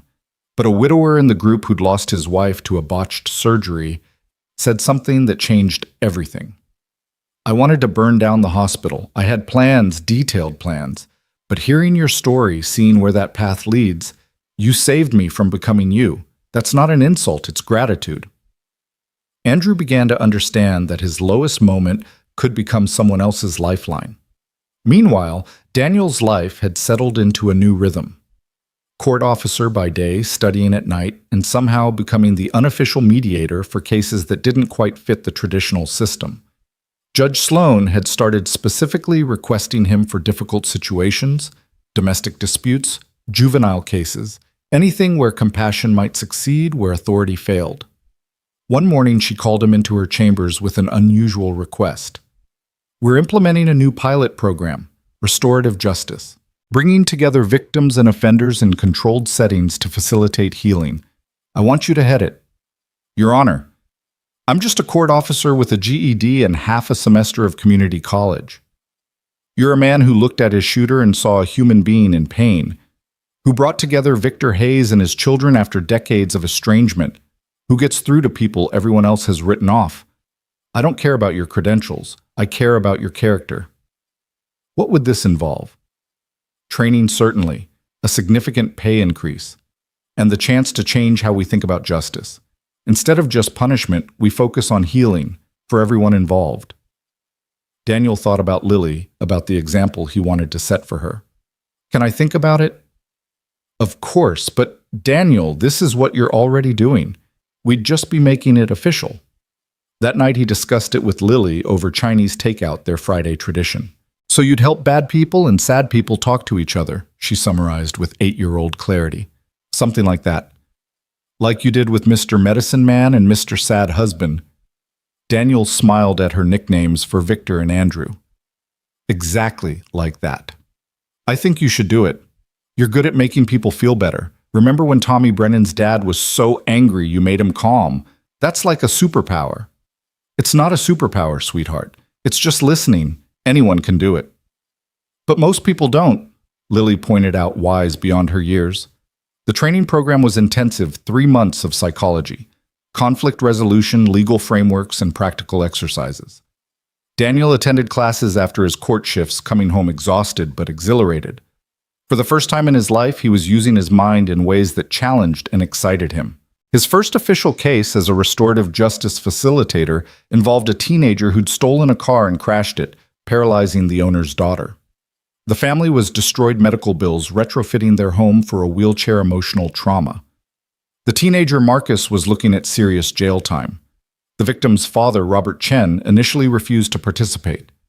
I don't want to hear his excuses. My daughter will never walk again because he wanted a joyride. But his daughter Amy insisted. At 17, she had the same determined spirit that reminded Daniel of Lily. I need to understand why, Amy said from her wheelchair. I need to look him in the eye and understand. The first meeting was in a conference room at the courthouse. Marcus could barely lift his head, shame radiating from every pore. Amy sat straight-backed in her wheelchair, her parents flanking her like guards. Daniel opened with simple ground rules: respect honesty, no interruptions. Then he let silence do its work. Marcus spoke first, haltingly. I'm sorry, I know that means nothing, but I'm sorry. I wasn't thinking about consequences. My mom had just died, and I wanted to feel something other than pain. Speed felt like flying, like escaping. I never thought. You never thought about who you might hurt, Robert said bitterly. No, Marcus admitted. I was selfish, stupid, criminal. Tell me about your mother, Amy said suddenly, surprising everyone. Marcus looked confused. Why? Because I want to understand who you were before you became the person who changed my life. So Marcus talked about his mother's 2-year battle with cancer, about being her caregiver at 15, about watching her fade away, holding her hand when she died, feeling utterly alone in the world. The night I stole the car was the 6-month anniversary of her death. I couldn't stand being in my own skin. Amy was crying, but her voice stayed steady. I'm angry at you, furious. I had a swimming scholarship to Stanford. I was going to the Olympics trials. That's all gone because of 20 minutes of your pain. I know, I'd give anything to undo it. But you can't. So what can you give? Marcus looked at Daniel, lost. Daniel remained neutral, letting them find their own way. I don't know. Tell me what you need. Amy thought for a long moment. I need you to make this mean something. Not just jail time that doesn't help me. I need you to stop other kids from making your mistake. How? Speak at schools, tell your story, show them the consequences. Visit me once a month and see my reality. Help other kids dealing with grief before they explode like you did. Marcus nodded eagerly. Yes. All of that. Yes. Robert wasn't satisfied. That's not enough. The medical bills? I'll work, Marcus interrupted. Whatever job I can get, every penny beyond basic survival goes to you, for as long as it takes. That could be decades. Then decades. The negotiation continued for hours. By the end, they had an agreement. Marcus would serve 2 years in juvenile detention, then 5 years of probation, with strict conditions, monthly visits with Amy, weekly speaking engagements at schools, every paycheck garnished for medical expenses. It wasn't forgiveness, not yet, but it was a start. As they prepared to leave, Amy wheeled herself over to Marcus. I may never forgive you completely, but I want to try, because hating you is exhausting and I need my energy for healing. Marcus broke down completely then, and surprisingly, Robert Chen put a hand on the boy's shoulder. Not in comfort exactly, but in acknowledgement of shared humanity. After they left, Daniel sat alone in the conference room, emotionally drained but satisfied. This was what justice could look like, not just punishment, but transformation. His phone buzzed. A text from Victor Hayes. Emergency board meeting for the foundation. Need you here. Daniel arrived at the foundation offices, a modest suite downtown. Nothing like Hayes Pharmaceuticals' former glass tower to find chaos. Board members argued loudly while Victor sat at the head of the table, looking defeated. What's happening? Daniel asked. The pharmaceutical lobby is suing us, board member Janet Morrison explained. They claim our free medication program constitutes unfair competition. They're seeking an injunction. That's insane, Daniel said. We're a nonprofit providing medicine to people who can't afford it. Welcome to the American healthcare system, another board member said bitterly. Victor stood slowly. They're not really after us. They're after me, warning other executives not to grow a conscience. If we fold now, everything we've built disappears. So we fight, Daniel said simply. With what money, legal fees could bankrupt us in months. Daniel thought about all the families depending on the foundation, kids like Lily, who needed medication to survive. What if we made it public? Really public. Show people what's at stake. A PR campaign. More than that, real faces, real stories. Every family we've helped, every life saved, make it impossible for them to shut us down without looking like monsters. Janet shook her head. That's naive. They don't care about looking like monsters. But politicians care about votes. Judges care about public opinion, even if they pretend not to. And juries are just people who understand what it's like to struggle with medical bills. Victor studied Daniel with something like pride. You're proposing we turn this into a movement. I'm proposing we tell the truth, loudly. The campaign started small. Families recording testimonials on their phones, sharing them on social media. Amy Chen from her wheelchair talking about second chances and the power of redemption. Andrew Park via video link from prison explaining how helping others had saved him from drowning in grief. Even little Lily, with Daniel's permission, sharing what it meant to take her medicine without fear. The video that went viral, though, was unexpected. Someone had recorded Daniel's testimony at Andrew's trial on their phone. His words about choosing kindness in the darkest moments, about seeing humanity in everyone, resonated across divides. Choose differently became a trending hashtag. The pharmaceutical companies tried to withdraw the lawsuit quietly, but it was too late. Congressional hearings were called, media attention intensified, and at the center of it all, Victor Hayes sat in the witness chair, calmly detailing decades of industry practices designed to maximize profits at the expense of lives. I was part of the problem, he said to the congressional committee. For 40 years, I chose money over morality. It took a janitor with nothing stepping in front of a bullet to show me what real value looks like. His daughter needed our medicine to live, and he still saved my life. That kind of grace demands change. The hearing room was silent. Then a senator asked, "What do you propose, Mr. Hayes?" Price caps tied to median income, transparent reporting of all side effects, mandatory charity programs, and a fundamental shift in how we measure success, not by profit margins, but by lives saved and improved. That would revolutionize the industry. Or return it to its original purpose, healing people. The lawsuit was dropped. The foundation continued its work, expanding rapidly. Other pharmaceutical executives, shamed or inspired, began their own programs. It wasn't enough, not nearly, but it was a beginning. Daniel watched these changes from his unique position, part court officer, part mediator, part board member, but always primarily Lily's father. She was thriving now, her heart condition stable, her spirit undaunted. She'd started a kindness club at school, teaching other kids about choosing compassion over conflict. One evening, as spring returned to the city, Daniel stood in the courthouse where everything had changed. The marble floor gleamed someone else's responsibility now. He thought about the journey from that desperate morning calculating impossible bills to now. Officer Carter. A voice interrupted his thoughts. He turned to find a young man, maybe 20, in a janitor's uniform. "Yes, I'm Tom Washington. I just started here cleaning nights.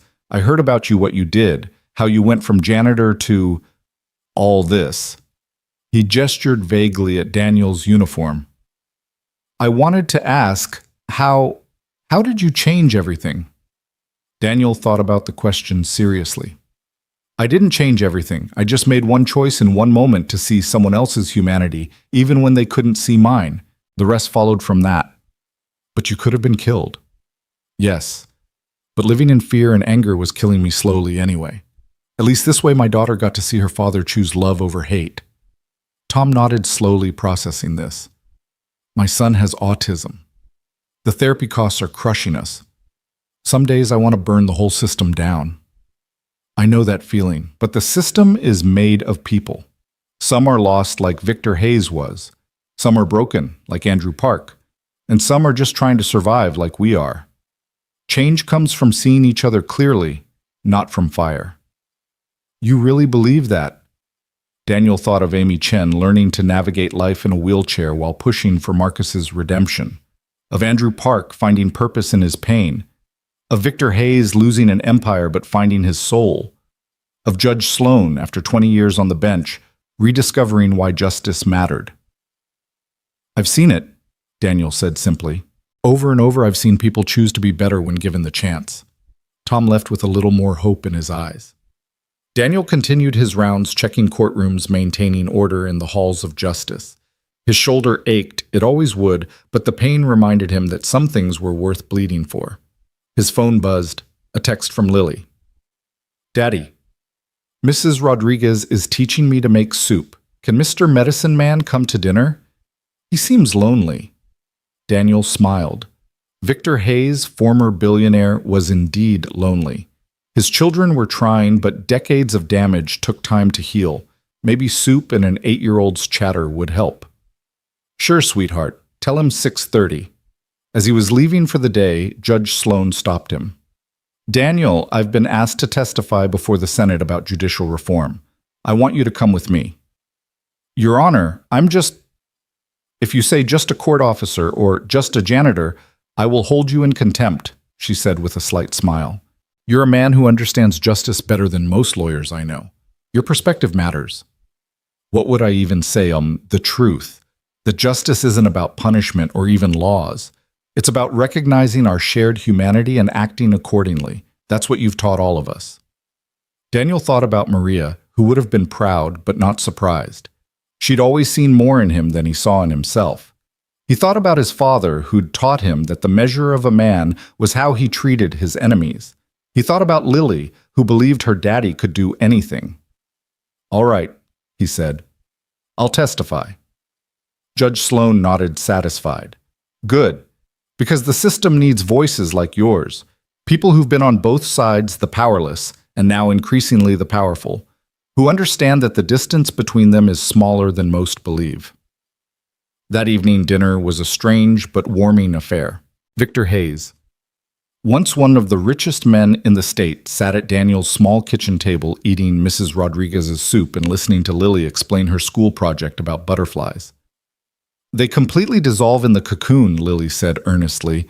"Turn into soup, basically, then somehow become something totally different and beautiful." "Metamorphosis," Victor said softly, catching Daniel's eye. "Complete transformation." "Exactly.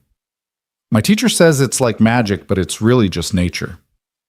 "Or maybe," Mrs. Rodriguez said, bringing more bread to the table, "nature is magic, the everyday kind we forget to notice." Andrew Park called during dessert. He was allowed one call a week, and he'd taken to using it to check in with Daniel. They put him on speaker so everyone could hear. "The grief group had a breakthrough today," Andrew reported. "A woman who'd been silent for 6 weeks finally spoke. Said hearing my story made her realize she wasn't alone in her anger. That feeling heard or seen was the first step toward healing." "That's wonderful," Daniel said, meaning it. "I still have bad days. Days where the guilt feels like drowning, but then I remember what you said about honoring Sarah by living a life she'd be proud of. So I keep going." After the call, Victor was quiet for a long moment. "I've destroyed so many lives," he said finally. "Even with all the changes, the foundation, it feels like trying to bail out the ocean with a teaspoon." "But you're trying," Lily said firmly. "That matters. Daddy says trying is the most important part." "Your daddy is a wise man." "He's learning," Daniel corrected. "We're all learning." Later, after everyone had gone and Lily was asleep, Daniel stood on his fire escape, looking out at the city lights. Each light represented a life, a story, struggles and triumphs invisible from this distance, but no less real. Somewhere out there, Tom Washington was mopping floors and dreaming of better days. Somewhere, Amy Chen was adapting to her new reality with remarkable grace. Somewhere, Marcus was writing another speech about consequences and redemption. The city that had once felt like a prison now felt like possibility. Not because it had changed poverty, still ground people down, and justice still flourished. The powerful still exploited the powerless. But because Daniel now understood that change happened one choice at a time, one person at a time, one moment of unexpected grace at a time. His phone rang. An unknown number, but he answered anyway. "Mr. Carter, this is Dr. Patricia Hernandez from Columbia Medical School. We received your application for our Community Health Advocate program. While your academic credentials are unconventional, Your practical experience and recommendations are extraordinary. We'd like to offer you a full scholarship. Daniel nearly dropped the phone. He'd applied on a whim, encouraged by Judge Sloan, and Victor never expecting anything to come of it. Mr. Carter, are you there? Yes, sorry, I'm just surprised. Don't be. Your essay about the intersection of justice and healthcare was one of the most insightful we've received. Your perspective, someone who's lived the reality of medical inequality, is exactly what our program needs. After hanging up, Daniel sat on the fire escape in stunned silence. From janitor to court officer to mediator to possibly, Dr. Healthcare Advocate. He thought of Lily's butterflies dissolving completely, only to emerge transformed. The scholarship would change everything, but Daniel couldn't bring himself to accept it immediately. He sat at his kitchen table that night staring at the acceptance letter while Lily slept peacefully in the next room. The opportunity felt too big, too impossible for someone who'd spent years invisible, cleaning up after others' lives rather than building his own. The next morning, he found Judge Sloan in her chambers earlier than usual, reviewing case files with her characteristic intensity. Your Honor, I need advice. She looked up, noting his troubled expression. The scholarship, you're having doubts. How did you... Dr. Hernandez called me for a reference. I told her she'd be foolish not to accept you. She set down her pen. So what's the problem? I have a good job here, stability, benefits. Lily needs that. Lily needs a father who reaches for his dreams, not one who settles for safety. Judge Sloan's voice softened. Daniel, I've watched you transform this courthouse. You've turned our restorative justice program into a model other districts are copying, but your impact could be so much larger. What about the program? I can't just abandon it. You're not abandoning anything. You're evolving. Besides, the program needs to grow beyond one person, however gifted. She smiled. I have someone in mind to train as your successor, Tom Washington. Daniel blinked in surprise. The janitor, former janitor. I offered him your old position yesterday. He starts training next week. You've inspired more people than you know, Daniel. That afternoon, Daniel's mediation session was interrupted by urgent news. Marcus, the teenager who'd paralyzed Amy Chen, had been attacked in juvenile detention. He was in critical condition. Daniel rushed to the hospital, finding Amy already there in her wheelchair, her parents beside her. Robert Chen's face was a mask of conflicting emotions. We don't know why we came, Robert admitted, after everything he did to us. You came because you're human, Daniel said simply. Because you've chosen to see him as human, too. Amy was staring at the ICU doors. If he dies, does that make us even... Is that justice? No, Daniel said firmly. That's just more tragedy. A woman emerged from the ICU, Marcus's aunt, his only remaining family. She looked exhausted, broken. When she saw Amy, she stopped uncertain. I'm sorry, she said, though it wasn't clear what she was apologizing for. He's been trying so hard to change. The other kids found out he was speaking at schools about drunk driving, called him a snitch. Amy wheeled herself forward. Can I see him? Her parents protested, but Amy was insistent. I need to, please. The doctors allowed it somehow, recognizing this was about more than medical protocol. Daniel accompanied them into the ICU, where Marcus lay unconscious, machines breathing for him. Amy reached out and took his hand. You don't get to die, she said firmly. You owe me decades of payments, remember? You owe me monthly visits. You owe those kids at schools your story. You don't get to take the easy way out. Perhaps it was coincidence, but Marcus's fingers twitched in hers. I'm going to testify, Amy announced. At the hearing about the attack, I'm going to tell them he's in my program, that I need him to complete it, that his rehabilitation matters to my recovery. Robert Chen stared at his daughter. Amy, you don't owe him anything. I'm not doing it for him. I'm doing it for me, because holding on to hate is exhausting, and I need my energy for healing. Daniel taught me that.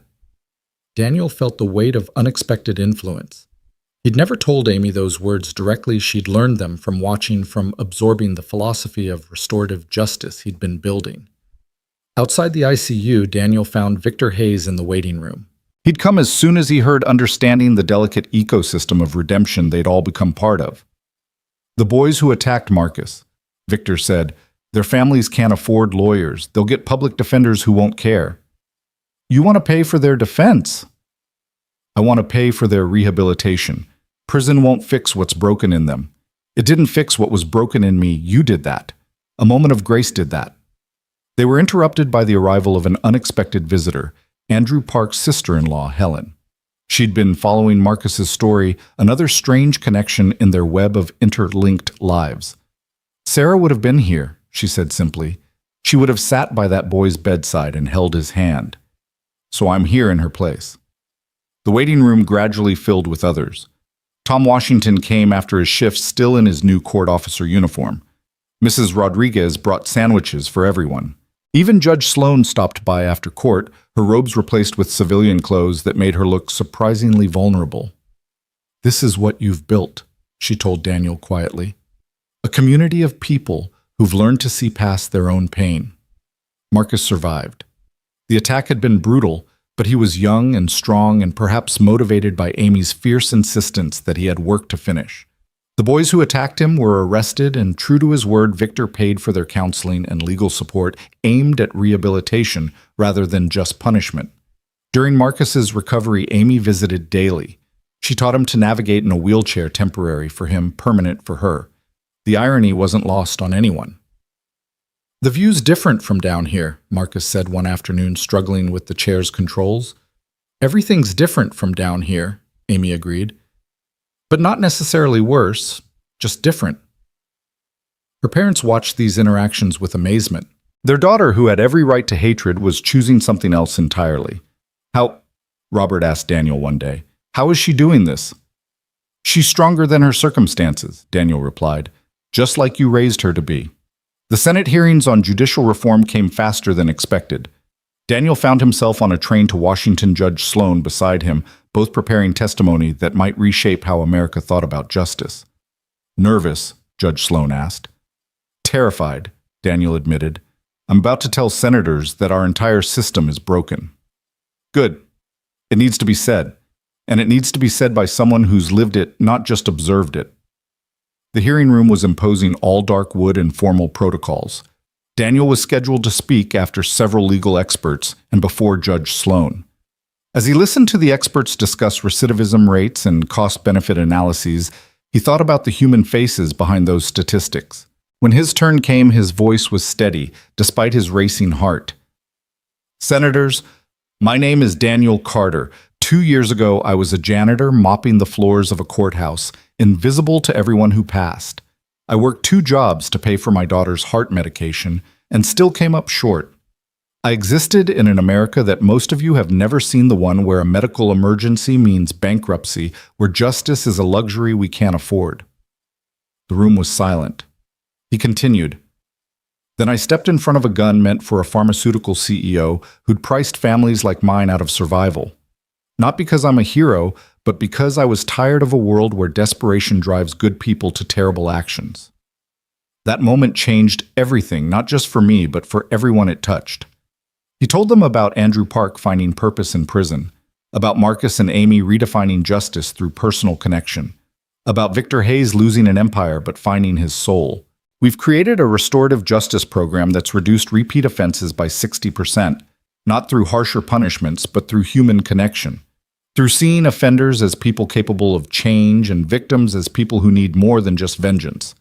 A senator interrupted. Mr. Carter, this sounds admirable but unrealistic for scale. How could this work nationally? By recognizing that justice isn't about winning or losing. It's about healing. Every crime creates a wound in the victim, in the offender, in the community. Traditional justice often deepens those wounds. Restorative justice tries to heal them. But some crimes are too severe for forgiveness. I'm not talking about forgiveness. I'm talking about transformation. The man who shot me is now counseling grieving families, preventing future violence. The CEO he tried to kill is using his wealth to provide free medication to thousands. The teenager who paralyzed a girl is becoming a voice against reckless driving. These aren't feel-good stories, they're proof that people can change when given the framework to do so. The questions came fast and hard, but Daniel answered from experience rather than theory.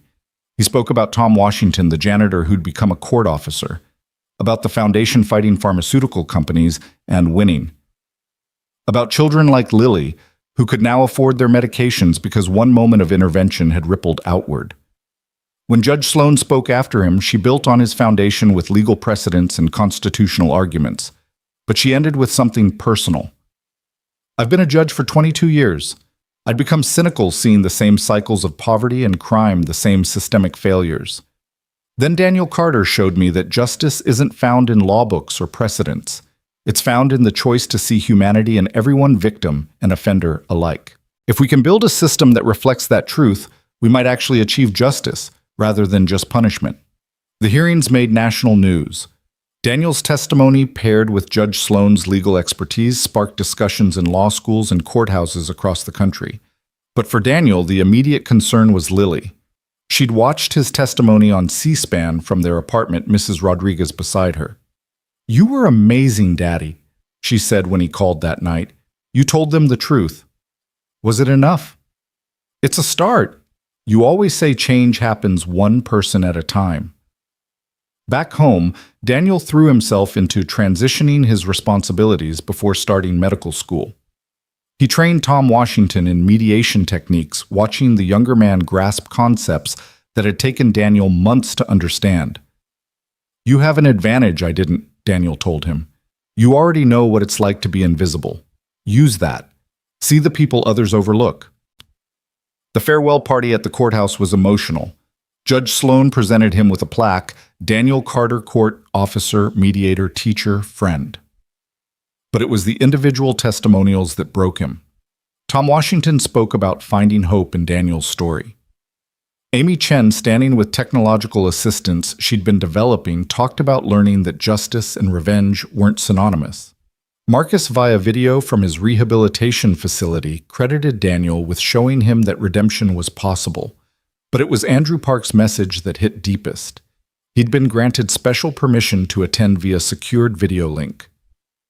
"Daniel Carter saved my life twice. Once, when he stopped me from becoming a murderer, and again, when he showed me that my pain could have purpose. I'll never fully recover from losing Sarah, but I've learned that grieving doesn't mean giving up. It means carrying love forward in new ways. Daniel taught me that." Victor Hayes was last to speak, and his words were simple. "Most people get one life. Daniel gave me a second one. I'm trying to be worthy of it." Lily had prepared a speech but abandoned it instead, just hugging her father. "You're going to be a great doctor," she whispered, "because you already know how to heal people." Medical school was a different kind of challenge. At 41, Daniel was older than most professors, let alone students. His study group consisted of 20-somethings who called him Dad affectionately and came to him with life problems as often as academic ones. "You've actually lived," one young woman said during a late-night study session. "The rest of us are just theorizing about life and death. You've been there." The coursework was brutal. Anatomy, biochemistry, pathology, subjects that seemed impossibly complex. But Daniel approached them the way he'd approached everything else, one step at a time, with determination and humility. His background gave him unique insights. During a medical ethics seminar, the professor posed a hypothetical: a pharmaceutical company has developed a life-saving drug but prices it beyond most people's reach. Discuss the ethical implications. His classmates debated abstracts. Daniel spoke about reality, about choosing between Lily's medication and food, about families destroyed by medical debt, about Victor Hayes' transformation from predator to philanthropist. "It's not a hypothetical for millions of Americans," he said. "It's daily reality. And until we acknowledge that we're not really practicing medicine, we're just treating the privileged." His professor, Dr. Hernandez, kept him after class. "You're going to make waves in this field, Mr. Carter." "I just want to make a difference." Same thing often enough. The foundation continued to grow. Victor had recruited other reformed executives, creating a network of former pharmaceutical leaders working to undo their own damage. The Second Chances Medical Foundation had become a movement with chapters in 12 states. Daniel remained on the board, attending meetings between classes, offering ground-level perspective to policy discussions. During one heated debate about expansion strategies, he interrupted the financial projections with a simple question. Who does this help? The room fell silent. Every decision should answer that question first. He continued, not is it profitable or is it sustainable, but who does this help and how? If we can't answer that clearly, we're losing our way. Victor backed him immediately. Daniel's right. We're not a corporation. We're a lifeline. Every spreadsheet represents families like his. Never forget that. One evening, studying late in the medical library, Daniel received an unexpected call. It was Robert Chen, Amy's father. Daniel, I need your help.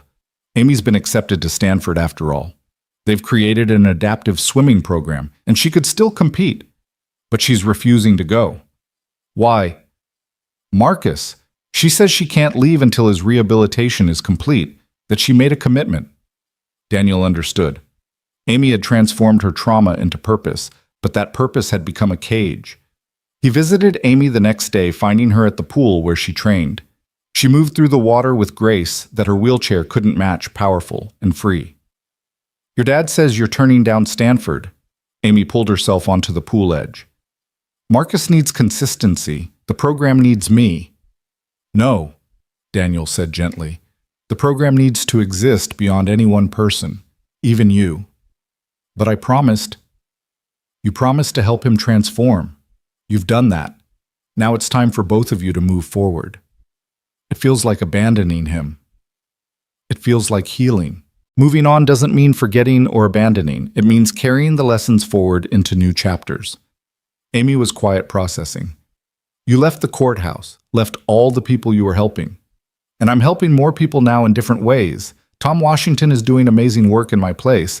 The program is stronger because it doesn't depend on me anymore. What if Marcus relapses without me? Then he relapses, but that's his journey, not yours. You can't live your life as someone else's guardian angel.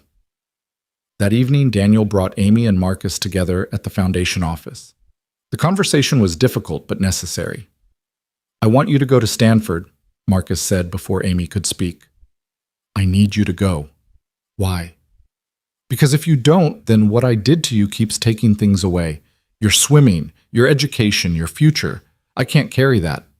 Amy started crying. But the program will continue, with or without us. Daniel's right, it's bigger than any individual now.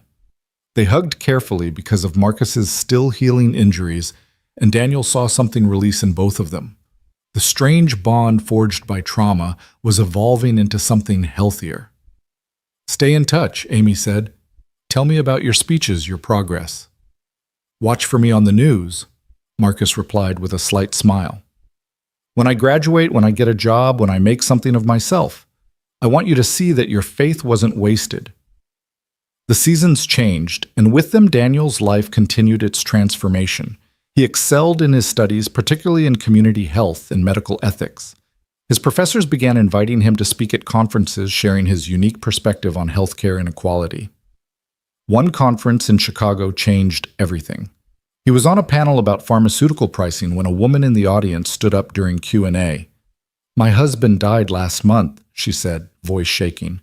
Couldn't afford insulin, rationed it until his body gave out. You talk about reform, but people are dying now, today. What do we do today? The other panelists offered policy prescriptions and long-term solutions.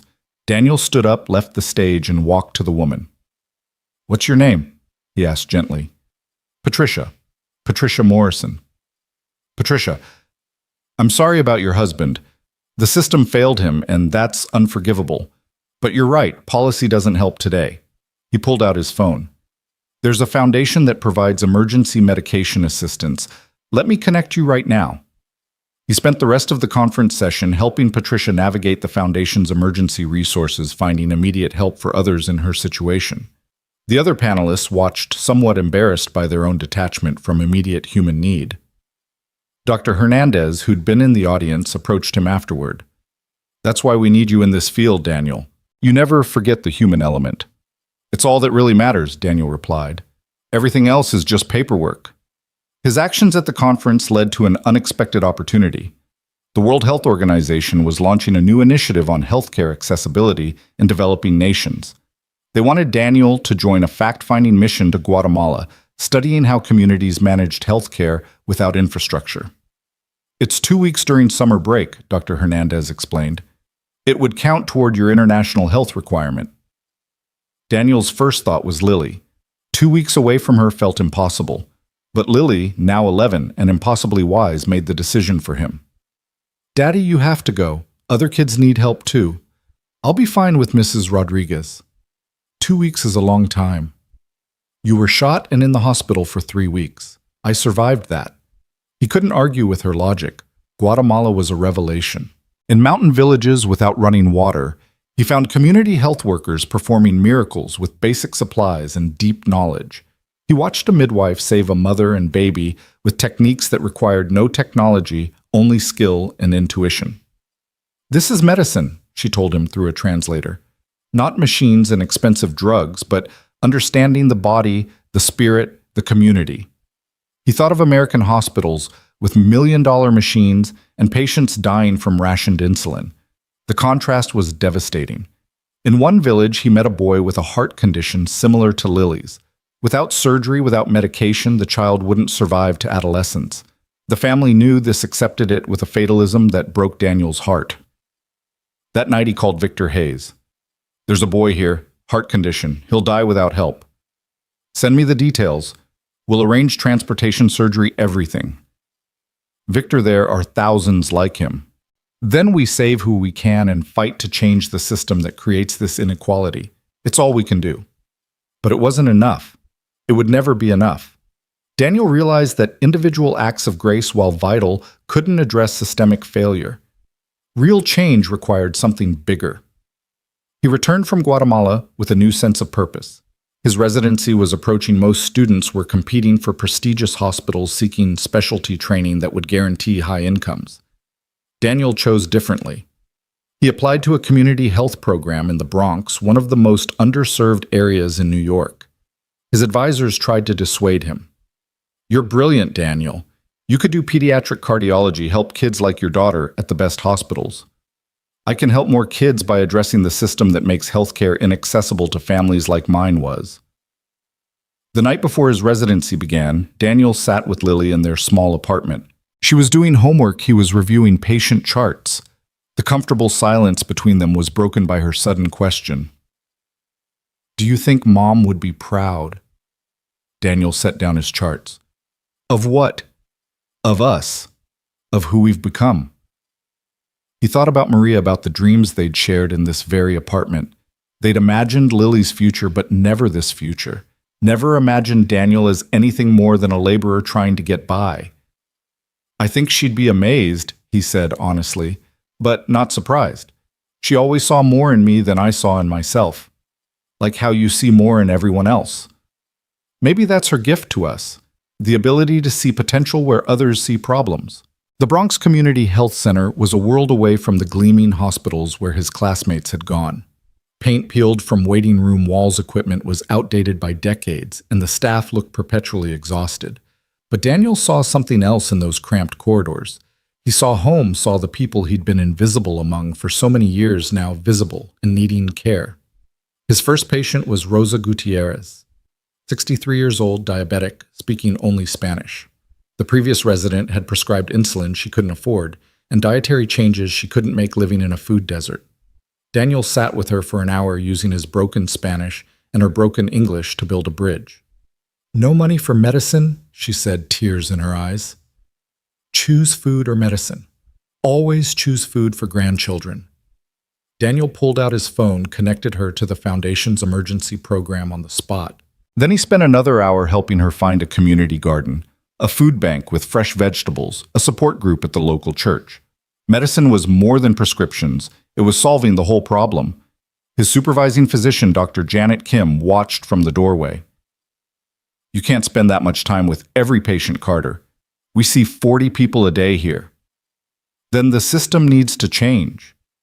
The system is what it is. We work within it, or we break it and build something better. Dr. Kim studied him with eyes that had seen too much. That idealism will burn out within 6 months. But 6 months passed, then a year, and Daniel's flame only grew brighter. He started arriving at 5 a.m. to see patients who couldn't miss work for appointments. He organized weekend clinics and housing projects, bringing medicine to people who couldn't travel. He wrote grants during his few free hours, securing funding for a mobile clinic. Lily watched her father transform medicine the way he'd transformed justice, one person at a time, one act of stubborn compassion after another. She was 14 now in high school, her heart condition stable, but always present. She'd inherited his sense of justice and her mother's fierce intelligence. "Dad, I want to help at the clinic," she announced one evening. "You have school homework. I have weekends, and I speak Spanish better than you do." She grinned. "Mrs. Rodriguez has been teaching me for years. Let me translate file papers, do something useful." Daniel wanted to protect her from the harsh realities he faced daily, but he also knew she'd already lived through harsh realities. She'd earned the right to help. That Saturday, Lily became the clinic's youngest volunteer. She translated conversations played with children in the waiting room and somehow made even the most frightened patients smile. One elderly man, after she'd helped explain his medication regimen in Spanish, called her Pequeña Ángel, little angel. "She gets that from her mother," Daniel told Dr. Kim. "No," his supervisor replied, watching Lily comfort a crying toddler. "That compassion is learned. You taught her that." The mobile clinic launched on a cold February morning. A converted RV equipped with basic diagnostic tools and medications, it was modest but revolutionary. Daniel drove it himself, parking outside homeless shelters, in church parking lots, beneath highway overpasses where the forgotten gathered. On the third day, he treated a man whose face looked familiar. It took a moment to recognize him, James Brennan, the man who'd nearly lost custody of his son in Judge Sloan's courthouse years ago. "Mr. Brennan," the man looked up ashamed. "Officer Carter, Dr. Carter now, I heard." "What happened?" Brennan's story was depressingly common. Lost his job again. Drinking, returned family, left street, became home. Classic spiral that Daniel had seen too many times. "I was doing better," Brennan said, pulling his coat tighter. 18 months sober. Then my boy got sick leukemia. Insurance wouldn't cover the experimental treatment. I started working 3 jobs, wasn't there when he needed me, wife left with him, and I just gave up. Daniel examined him: malnutrition, early-stage liver disease, infected wound on his leg that could turn septic. But what struck him most was the familiar despair in Brennan's eyes. "Your son, is he getting treatment?" "His stepfather's insurance covers it. He's got a better dad now." "No," Daniel said firmly. "He's got a different dad." "Not better. You're still his father." "A worthless father. A father who worked 3 jobs trying to save him. That's not worthless, that's love." Daniel treated the wound, prescribed antibiotics the clinic would provide free, and then did something else. He called Victor Hayes. "There's a man here whose son needs experimental leukemia treatment. Insurance issues. Send me the information, we'll handle it." "Victor, we can't save everyone individually." "No, but we can save this one. Today. That matters." Within a week, Brennan's son was enrolled in the treatment program, fully funded. The boy's mother, shocked by the intervention, agreed to supervised visits. Brennan, given a reason to fight, entered rehab again. "Why?" he asked Daniel during a follow-up appointment. "Why help me?" "Because someone helped me once when I was desperate. Because your son needs his father, even a flawed one. Because second chances shouldn't depend on bank accounts." The mobile clinic gained attention. Media picked up the story of the doctor who'd once been a janitor, who'd been shot saving a CEO who was now bringing medicine to the streets. Donations poured in, enough for a second mobile unit, then a third. But with attention came opposition. Insurance companies complained about unfair competition. Some hospitals argued the mobile clinics were providing substandard care. A consortium of private practices claimed Daniel was undermining the healthcare system. The attacks became personal. Someone leaked that Lily had a heart condition, suggesting Daniel was using his position to secure preferential treatment for her. Never mind that she'd been stable for years, that her medication was paid through the foundation like thousands of others. One evening, Daniel came home to find Lily crying over her laptop. "They're saying horrible things about you online, Dad. That you're a fraud, that you're just trying to get famous." Daniel sat beside her, closing the laptop gently. "People attack what threatens them. and we're threatening a system that profits from suffering. But it's not fair. No, it's not. But remember what I've always told you, we don't do the right thing because it's easy, or because people will thank us. We do it because it's right. The next day brought worse news. The city was attempting to shut down the mobile clinics, citing regulatory violations. The violations were technicalities, paperwork issues that could normally be resolved with a fine. But someone was pushing for complete shutdown. Daniel called Judge Sloan, now retired but still influential. They're trying to destroy everything we've built. Then we fight, she said simply. I'll make some calls. You keep those clinics running. The legal battle was exhausting. Daniel spent days in court nights seeing patients weekends fighting paperwork. His residency supervisors warned him about burnout, but he couldn't stop. Too many people depended on those clinics. The breakthrough came from an unexpected source. Andrew Park, now released and working full-time with grieving families, had become an advocate for healthcare reform. He organized the families, hundreds of them, all touched by medical injustice, to protest at City Hall. Daniel Carter saved my life when I didn't deserve it, Andrew told the crowd. Now they're trying to destroy him for saving others. We won't let that happen. The protest grew. Amy Chen arrived from Stanford, walking with technological assistants she'd helped develop. Marcus came from his job as a youth counselor. Tom Washington brought court officers on their off hours. Even Victor Hayes, usually avoiding public appearances, stood with them. This isn't about one man or one program, Victor addressed the crowd. It's about deciding what kind of society we want to be. One that treats healthcare as a privilege for the wealthy, or one that recognizes it as a human right. The pressure worked. The city backed down, the clinics stayed open, and Daniel's work continued. But the victory felt hollow as he walked through the Bronx that night, seeing homeless encampments, growing addiction, ravaging communities, diseases that shouldn't exist in the richest nation on earth. His phone rang. Dr. Hernandez from Colombia.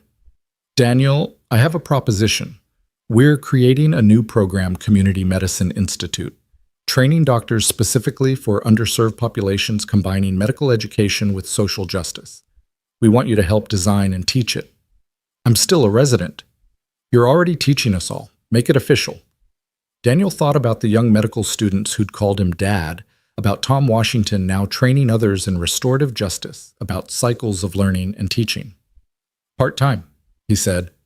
I won't leave the clinics. We wouldn't want you to. The clinics will be our training ground. The institute launched with 15 students, all committed to serving marginalized communities. Daniel taught them medicine, but more importantly, he taught them to see. This patient isn't just diabetic, he'd say during rounds. She's diabetic because she lives in a food desert, works 2 jobs, so can't exercise, can't afford medication even with insurance. Treat the disease, but also treat the circumstances. One student, brilliant but sheltered, struggled with this approach. We're doctors, not social workers.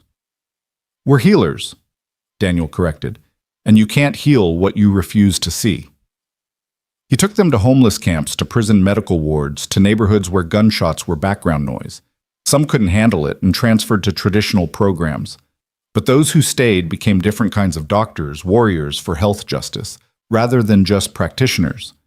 Lily, now 17, was preparing for college. Her essay topic, The Man Who Taught Me to See. She wrote about watching her father transform from invisible janitor to visible advocate, but more importantly about how he'd taught her to see the invisible, the homeless veteran. Everyone walked past the immigrant afraid to seek care, the child hiding bruises. My father once told me that heroes aren't fearless, she wrote. They're people who see another's pain and decide it matters as much as their own. He stepped in front of a gun to save someone who'd hurt families like ours. That act of grace rippled outward, creating waves of change that continue to grow. But the real heroism came in the daily choice to keep seeing, keep caring, keep fighting for those society prefers to ignore. She was accepted to Harvard on a full scholarship, planning to study public health and law. The night the acceptance came, Daniel found himself crying, not from sadness at her leaving, but from pride at who she'd become. You know what you've given me? Lily asked, sitting beside him. An example of what not to do, he tried to joke through tears. A legacy. Everywhere I go, I'll carry your lesson that everyone deserves to be seen, to be helped, to be valued. That's worth more than any inheritance. The graduation ceremony for Daniel's first class at the Community Medicine Institute coincided with a milestone the mobile clinics had treated their 100,000th patient. Media coverage was extensive, but Daniel avoided most of it, uncomfortable with being portrayed as some kind of saint. "You're not a saint," Victor told him at the celebration. "You're something more important, proof that ordinary people can create extraordinary change." Andrew Park, now running a national network of grief support groups, agreed. "Saints are born special. You chose to become who you are. That's more inspiring." Even Marcus, who'd graduated college and was applying to law school wanting to become a public defender, weighed in. "You showed us that our worst moments don't define us, that we can choose to transform pain into purpose." But it was Judge Sloan, now in her 70s but still sharp, who perhaps understood best. "You've created a new kind of justice, Daniel. Not legal justice, human justice. The recognition that we're all connected, all responsible for each other." That night, Daniel walked through the Bronx alone, thinking about the journey from that desperate morning when he'd calculated impossible bills to now. The problems hadn't disappeared. Poverty still crushed spirits. Illness still destroyed families. The system still favored wealth over worth. But something had shifted. In the courthouse, where he'd been invisible, Tom Washington now ran a restorative justice program that had become a national model.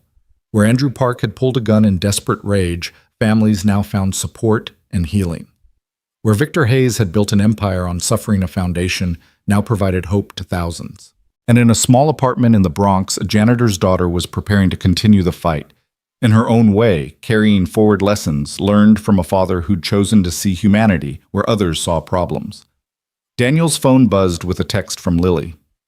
"Dad, watching the news about the clinics. They're calling you a hero again." He texted back, "Heroes are just people who make different choices. Anyone can be one." "Not anyone would have made your choices. Anyone can start making them now." He thought about his father's words so many years ago. The measure of a man isn't in how he treats his friends, but how he treats his enemies. He'd learned it went deeper. The measure was in how you treated those who couldn't help you, couldn't repay, you couldn't even thank you. A homeless woman approached, recognizing him from the clinic. "Doc Carter." "My insulin, it's working. Sugar's been stable for a month." "That's wonderful, Patricia. Keep taking it regularly. You remember my name?" "Everyone deserves to have their name remembered." She smiled, gap-toothed but genuine. "You saved my life." "You saved your own life by seeking help. I just made the medicine available." After she left, Daniel stood under the streetlight thinking about cycles. Violence bred violence, but kindness bred kindness. One moment of intervention, stepping in front of a gun, had created ripples that were still expanding. His phone rang. An unknown number, but he answered. "Dr. Carter, this is the World Health Organization. We've been following your work with mobile clinics and community medicine. We'd like to discuss implementing your model in refugee camps across Southeast Asia." Daniel thought about the boy in Guatemala with a heart condition like Lily's. How many more were out there, invisible to systems that only saw statistics? "I'm listening," he said. The proposal was ambitious, a year-long program training local healthcare workers in community-centered medicine, establishing mobile clinics in refugee camps, creating sustainable models that could continue without external support. "We need someone who understands medicine as more than just treating disease," the WHO representative explained. "Someone who sees the human element in humanitarian crisis." "I have commitments here. We're not asking you to abandon them. 3-month rotations. Your team can handle the clinics while you're gone, and the experience you bring back will strengthen your work here." Daniel thought about Lily leaving for Harvard in 6 months. She'd be starting her own journey while he expanded his. That evening he discussed it with her over dinner, their tradition of Chinese takeout continuing despite everything that had changed. "You have to do it, Dad," she said immediately. "Think how many people you could help." 3 months is a long time to be away. "I'll be at college anyway. And imagine my dad saving the world." She grinned. "Well, more of the world. I'm not saving anything, just trying to help where I can. That's all any of us can do." The news of Daniel's WHO appointment sparked another media cycle, but also something more valuable inspired others to act. Medical students started choosing community health residencies in record numbers. The mobile clinic model was replicated in 20 cities. The Community Medicine Institute received funding to expand nationally. At his farewell gathering before the first WHO rotation, the room was packed with faces from every chapter of his journey. Judge Sloan, now walking with a cane, but spirit undimmed. Tom Washington, who'd become director of the courthouse's restorative justice program. Amy Chen, who'd graduated Stanford and was working on adaptive technologies for disabled athletes. Marcus accepted to law school determined to defend those who couldn't afford justice. Andrew Park, whose grief counseling network had helped thousands find purpose in pain. And Victor Hayes, who'd lost a fortune but gained something immeasurable: redemption. "I want to say something," Victor announced, commanding attention as he once had in boardrooms. "Daniel Carter saved my life, but more importantly, he saved my soul. He showed me that wealth means nothing if it's built on others' suffering. That power is only valuable when used to lift others up. Every life my foundation saves, every family that receives medication they couldn't afford, that's Daniel's true legacy." Andrew Park spoke next. "I tried to commit murder because grief drove me insane. Daniel stopped me, forgave me, then helped me transform that grief into purpose. I've counseled hundreds of people on the edge of violence. Every one I pull back from that edge is because he pulled me back first." Amy Chen stood carefully, her technological assist almost invisible now. "People see me walking and think technology saved me. But what really saved me was learning from Daniel that healing isn't about returning to who you were, it's about becoming who you're meant to be." Even Tom Washington, usually quiet, spoke up. "I was invisible like Daniel was. Mopping floors, dreaming of more but not believing it possible. He showed me that invisible people can become visible through their actions, their choices, their refusal to accept that this is just how things are." Judge Sloan went last. "In 25 years on the bench, I thought I understood justice. Daniel taught me I only understood law. Justice is messier, more complex, more human. It's not about punishment or even fairness. It's about recognizing our shared humanity and acting accordingly." Daniel stood overwhelmed by the testimonies. "Every person in this room changed me as much as I might have changed them. We're all connected, all part of each other's stories. That's what I'll carry with me to the refugee camps. The knowledge that a single act of grace can ripple outward, creating waves of change we never imagined." Lily hugged him then in front of everyone. "Mom would be so proud," she whispered. "She's the one who saw this in me," Daniel whispered back. "I'm just trying to live up to her vision." The night before leaving for his first WHO mission, Daniel walked through the city one more time, past the courthouse where he'd been invisible, past the hospital where he'd recovered from a gunshot, past the mobile clinic sites where thousands had received care, past the community center where the restorative justice program flourished. At each stop he saw ghosts of himself, the desperate janitor, the wounded hero, the unlikely mediator, the determined student, the community doctor. Each version had led to the next, a evolution born from one moment of choosing to see humanity where others saw none. His phone buzzed with a message from a number he didn't recognize. "Dr. Carter, you don't know me, but my son was one of the boys who attacked Marcus years ago. You arranged for his counseling instead of just prison. He's graduating high school next month, accepted to college, wants to be a social worker. I wanted you to know your intervention saved him from becoming a statistic. Thank you." Daniel smiled, adding another ripple to the ever-expanding circle of change. Tomorrow he'd fly to Bangladesh to refugee camps where hundreds of thousands lived in conditions that would break most spirits.